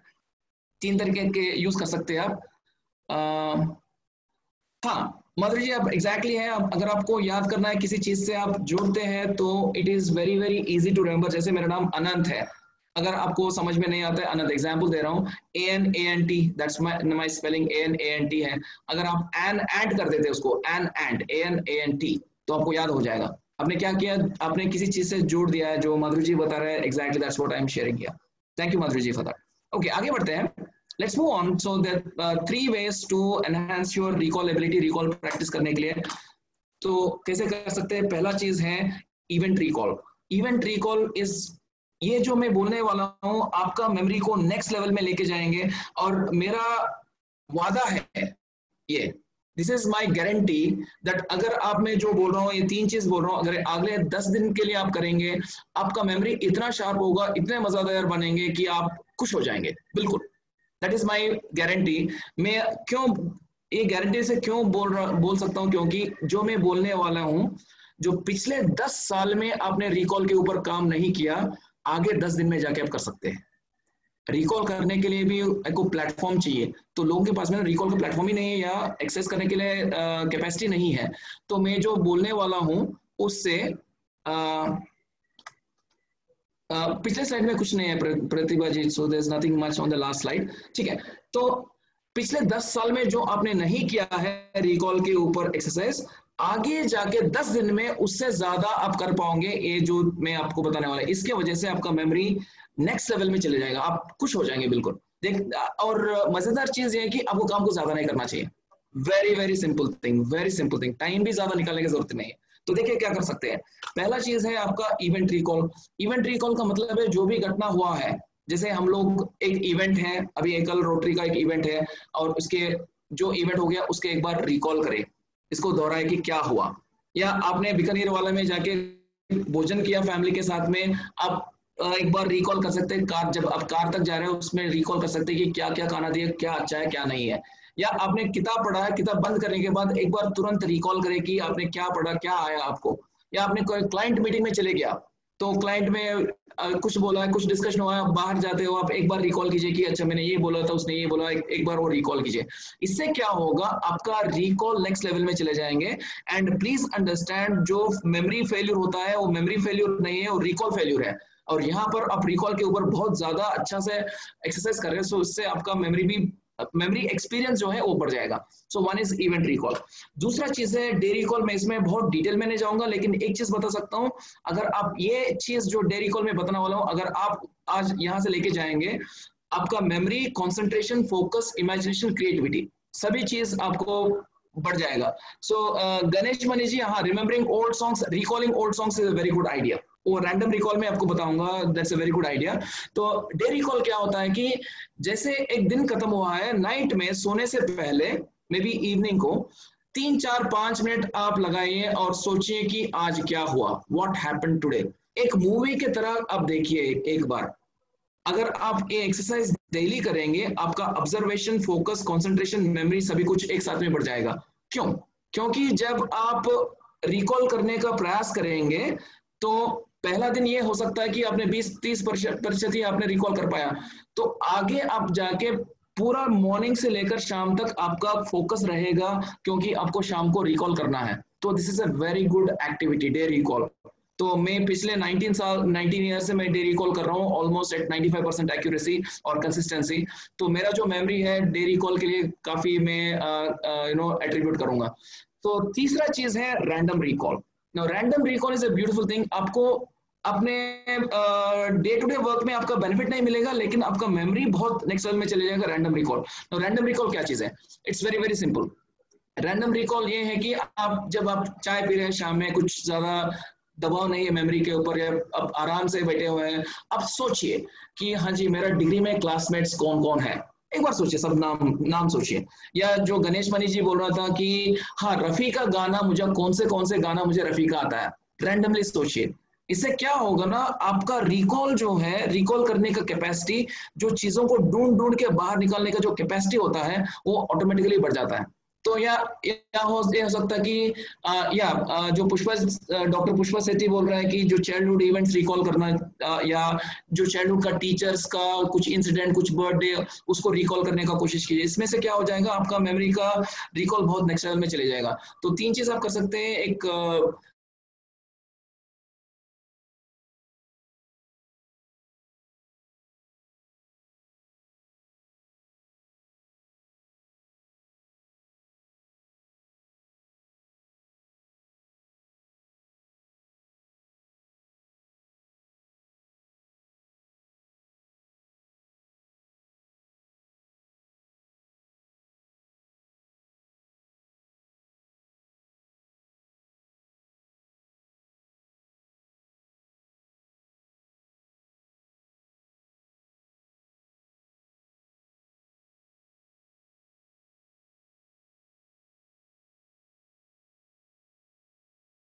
जब आप रिफ्लेक्शन करने के लिए बैठते हैं, you are allowing your mind only to go in one direction.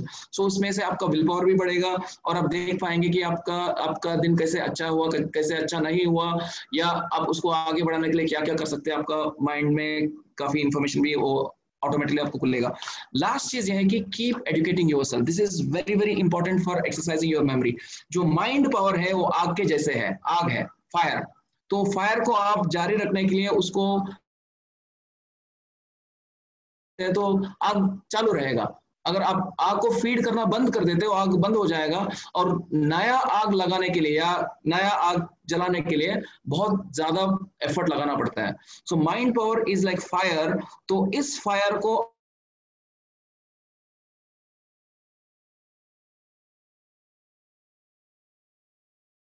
या पतंग उड़ाना सीखिए, या बाइक चलाना सीखिए, या कुछ सॉफ्टवेयर सीखिए, या मेरे जैसे कुछ भाषा सीखिए नया, कुछ ना कुछ तो सीखना चाहिए।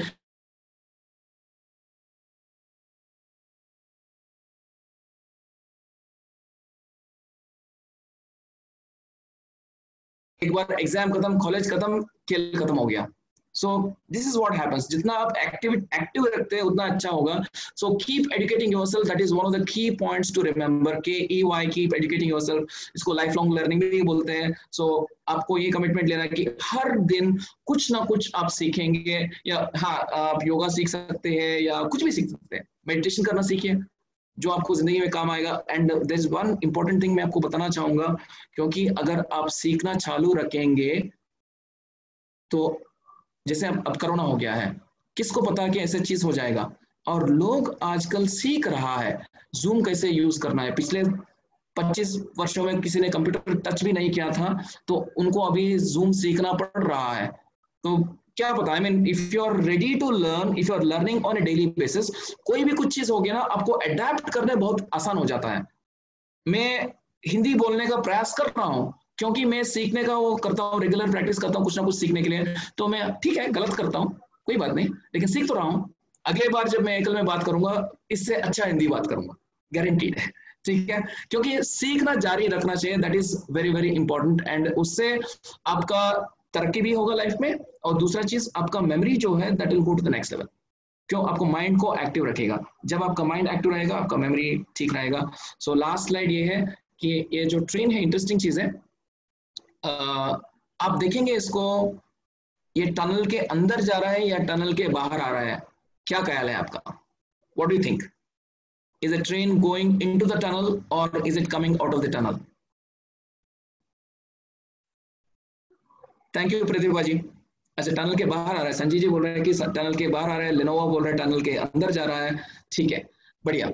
सो ये आपके ऊपर डिपेंड करता है कि आप क्या सोच रहे हैं। ये आप इस ट्रेन का ड्राइवर है आप, तो आप अंदर जाने के प्रयास करेंगे तो अंदर जाएंगे, अंदर जाने के सोच रखेंगे तो अंदर जाएंगे। अगर आप ये सोचते हैं कि ट्रेन बाहर जा रहा है तो ट्रेन बेशक बाहर निकलते हुए दिखेंगे आपको। मैं क्यों बता रहा हूँ ये आपको, क्योंकि ये मान के चलिए कि आपका जो मेमोरी भी है, माइंड पावर जो है हमेशा चालू है, या ऊपर जा रहा है या नीचे जा रहा है, कभी भी स्टेबल नहीं होगा। इधर इट इज गोइंग मोर और गोइंग हायर और गोइंग लोअर, ऊपर जा रहा है या नीचे जा रहा है। हर दिन जो भी चीज कर रहे हैं उससे आप मेमोरी को, माइंड पावर को बढ़ा रहे हैं या वो कम हो रहा है।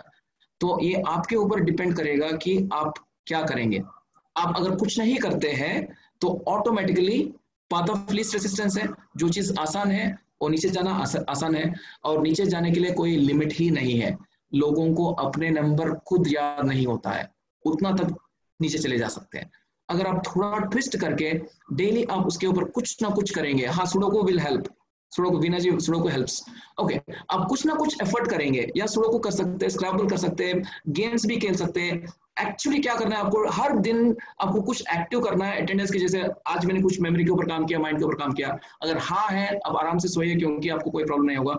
और डॉक्टर्स, मैं डॉक्टर नहीं हूँ, काफी डॉक्टर्स हैं यहाँ पर, डॉक्टर्स का मानना ये है कि अगर आप अपने माइंड को एक्टिव रखेंगे, डेली इसको चलाएंगे, आपको अल्जाइमर्स कभी नहीं होगा।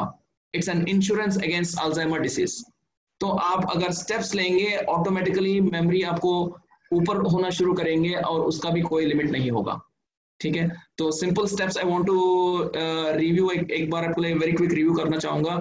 एक है कि आपका बिलीव्स जो है उसको चेंज करना है, आपका नजरिया चेंज करना है, एंड मेमोरी में आपका कोई प्रॉब्लम नहीं है, रिकॉल में आपका प्रॉब्लम है, और कभी आप भूल नहीं सकते, अगर सकते हैं तो भूल के दिखाइए, नहीं होगा।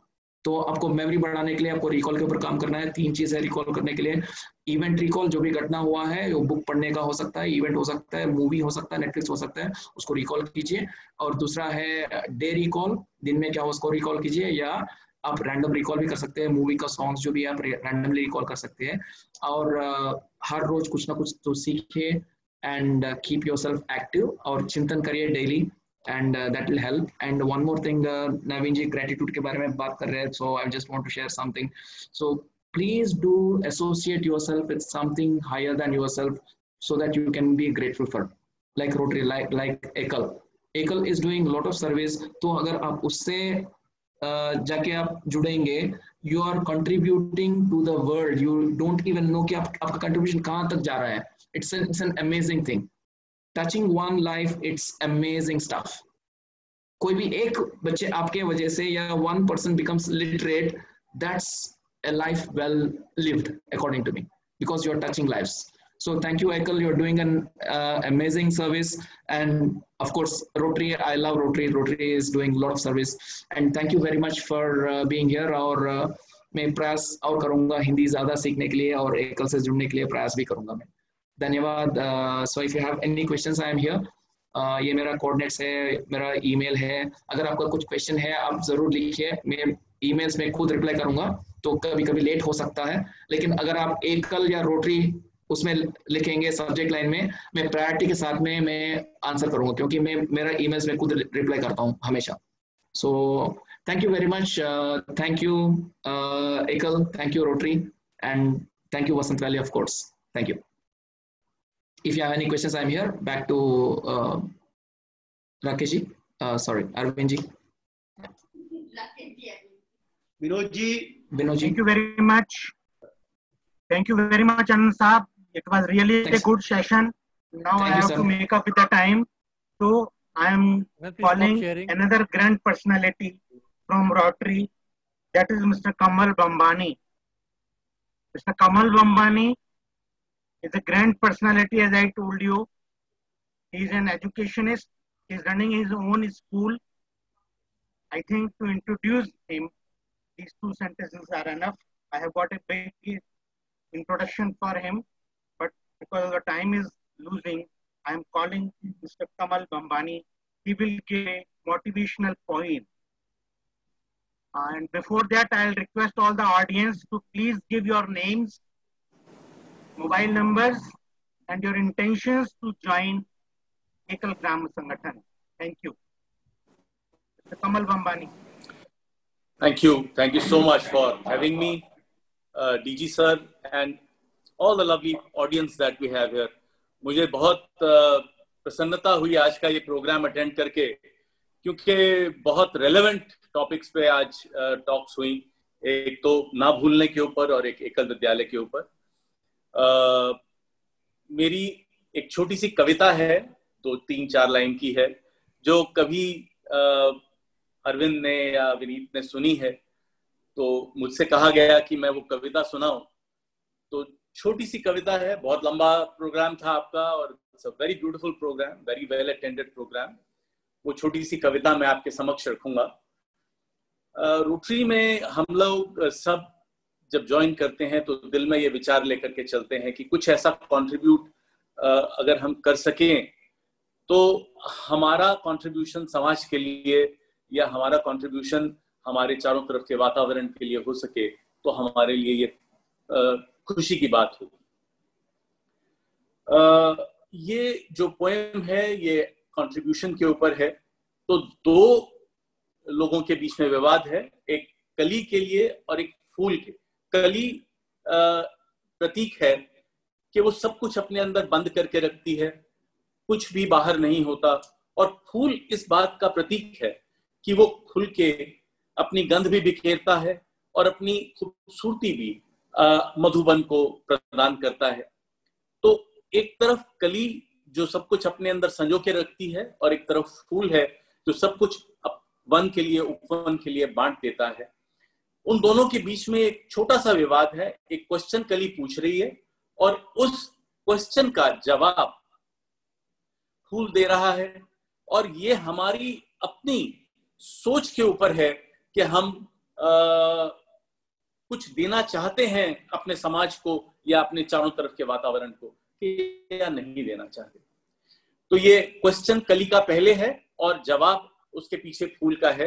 मैं ये पहले क्वेश्चन बोलूंगा, ये छोटी सी कविता है 2-4 लाइन की, और डीजी सर यहाँ मौजूद हैं, संजीव जी, और सब बहुत से लोगों का आशीर्वाद है। प्लीज छोटी सी कविता आप सुन लीजिए।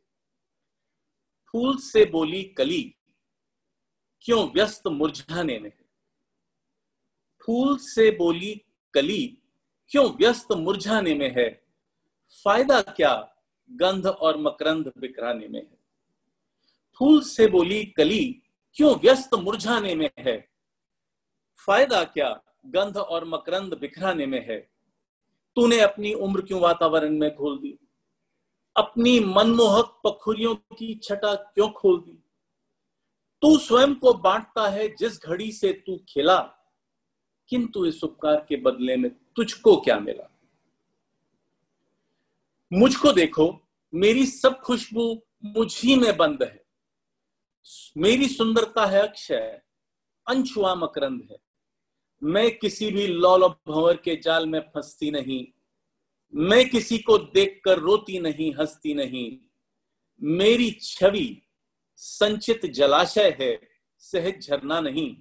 मुझको जीवित रहना है, तेरी तरह मरना नहीं। झरना जो है वो सहज ही सारा पानी लौटा देता है, और जलाशय जो है वो सारा पानी अपने अंदर एकत्रित कर लेता है। तो कली कह रही है कि मेरी छवि संचित जलाशय है, सहज झरना नहीं। मुझको जीवित रहना है, तेरी तरह मरना नहीं। और मैं जब कांटों में पली थी, दुनिया तब सोती रही।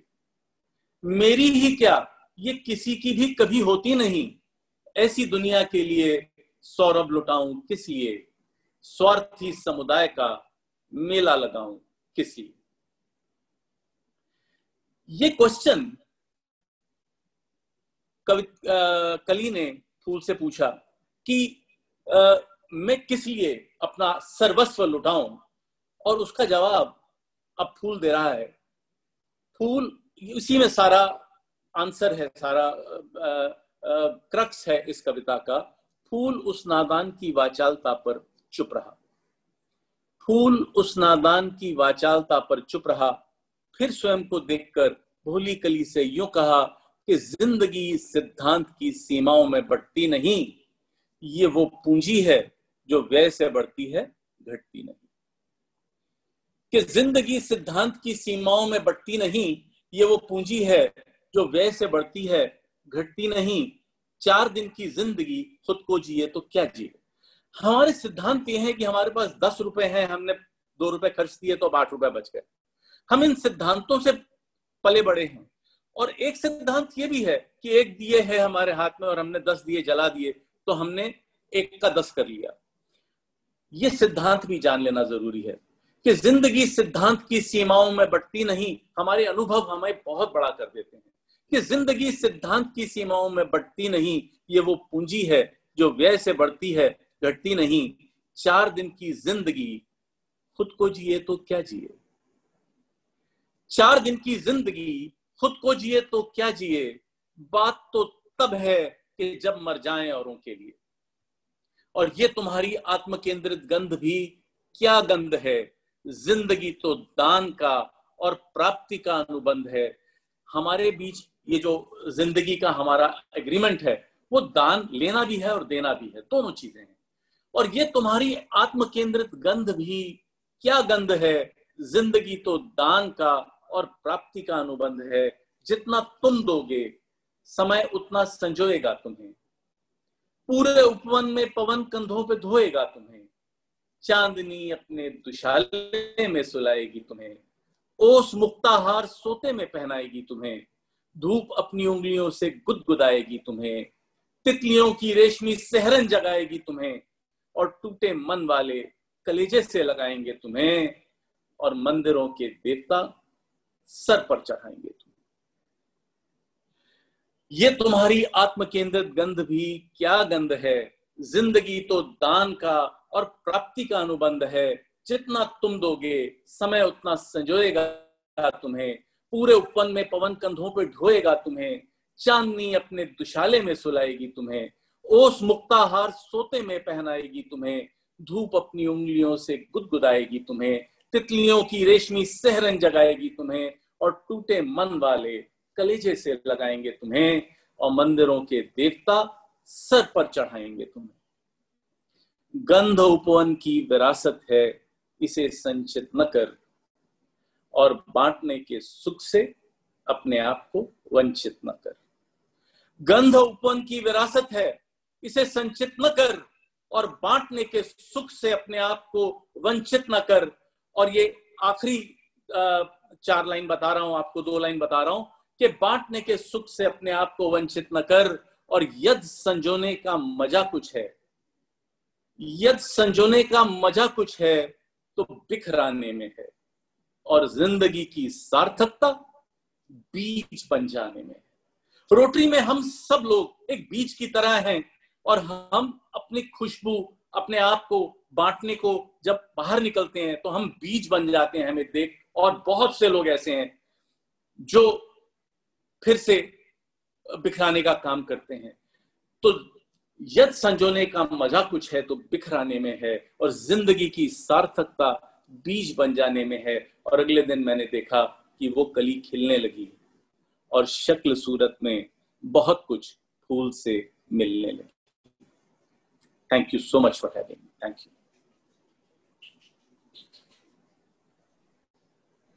Thank you very much Kamal ji. आपकी कविता अपने आप में बहुत कुछ संजोए हुए थी। फिर कभी दोबारा आपको बुलाकर आपकी कविता का पाठ करेंगे और उसका आनंद उठाएंगे। Thank you so much. हमारा ये कार्यक्रम बिल्कुल समाप्ति की ओर है, और केवल 2 सूचनाएं देनी बाकी हैं जो कि मैं आपको दे रहा हूं। पहला तो मैं आमंत्रित कर रहा हूं आप सभी को अपने अगले सप्ताह के कार्यक्रम के लिए, जिसमें पंडित विजय शंकर जी मेहता का उद्बोधन होगा। और ये उद्बोधन अपने आप में बहुत अनूठा होगा, बहुत ही अनोखा होगा, क्योंकि पंडित विजय शंकर जी मेहता अपने आप में एक बहुत ही विद्वान और हनुमान चालीसा, श्रीमद् भागवत गीता, श्रीमद् भागवत, रामायण, श्री राम जी, इनके ऊपर बहुत अच्छे व्याख्यान देते हैं। और पिछले कई वर्षों से आप इस काम में लगे हुए हैं, और लगभग 2004 से लेकर अब तक 75 विषयों पर 3000 व्याख्यान दे चुके हैं। मेरा आप सबसे अनुरोध है कि आप इस कार्यक्रम में जरूर आएं और एकल के साथ जुड़ें। दूसरी सूचना मेरी ये है कि कृपया एकल के साथ जुड़ें, और इसके लिए अपना फोन नंबर, अपना नाम और अपनी इच्छा, इंटेंशंस हमारे चैट बॉक्स में जरूर लिख दें।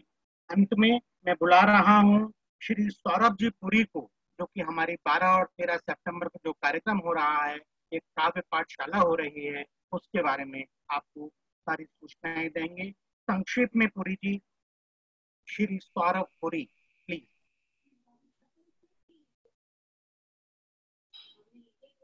सौरभ पुरी जी। नमस्कार जी, बहुत बहुत धन्यवाद Rotarian Vinod Agarwal ji. Rotarian Kamal Bambani ji, you are so motivating. I couldn't agree more to each sentence of your inspirational poem. Thank you. And what an amazing and powerful session experienced by me of Rotarian Ann Ant Kasi Bhatla ji. Now I'll remember your name, Ann Ant.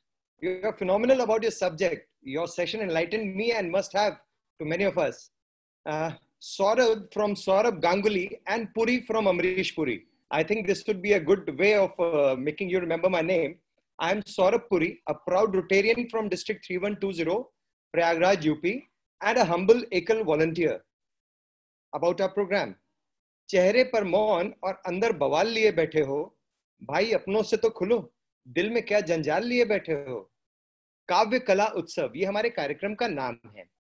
और 12, 13 और 14 सितंबर को एकल ग्राम संगठन लेकर आ रहे हैं आप सबके बीच एक अखिल भारतीय आभासी कार्यक्रम, जिसमें हमारे साथ इस विस्तृत मंच पर ऐसे उभरते हुए लेखक, कवि और प्रेरणास्पद ललक रखने वाले वक्ता, जिसके साक्षी होंगे हमारे देश के सम्मानित एवं जिम्मेदार नागरिक, जो इस अत्यंत मनोरंजक कार्यक्रम में हर्षित मन से देश के हर कोने से आए इन उभरते कलाकारों का पुनर्बलन भी करेंगे।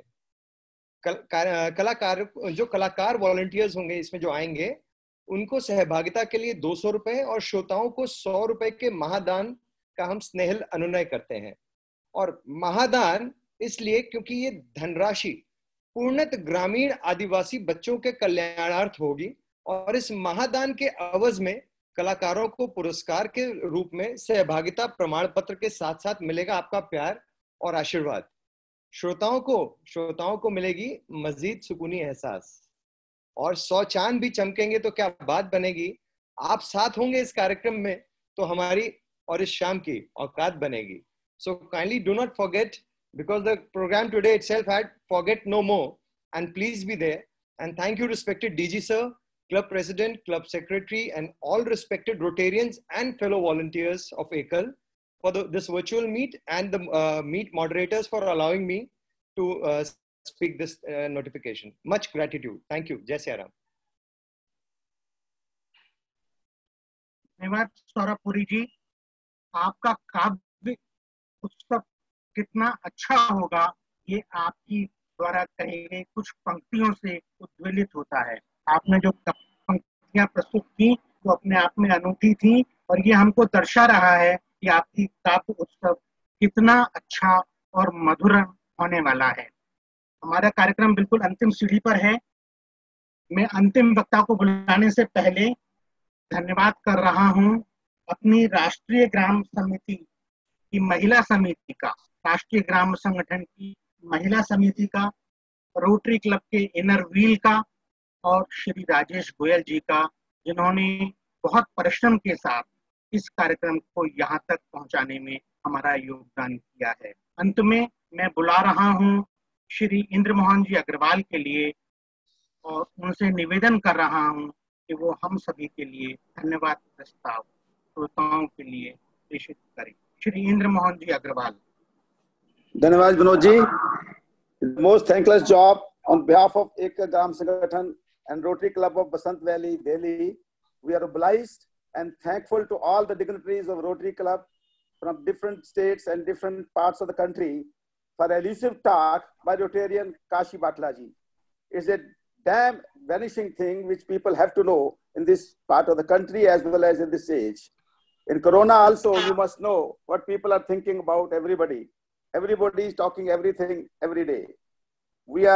I think we have been most rejuvenated by his sincere thoughts and must be keeping us younger more. भूलना कमजोरी नहीं। हमारे भागवत में आज स्पिरिचुअल में ये लिखा है, भूलना कमजोरी नहीं, जो आज काशी बाटला जी ने प्रूव कर दिया। भूलने के लिए रिकॉल बहुत जरूरी है। मेमोरी हम रट्टा लगाते हैं, हम बच्चों को देखते हैं, हम लोग बट्टा लगाने में माहिर हैं। माँ बाप ये कहें कि सब बेटा पास करो, एग्जाम पास करो, कैसे करना है, उनको मेमोरी में मनन नहीं होता है। श्रुति के बाद मनन होना चाहिए, वो आज बाटरा जी ने प्रूव कर दिया। I am very much thankful to him for his illusive talk.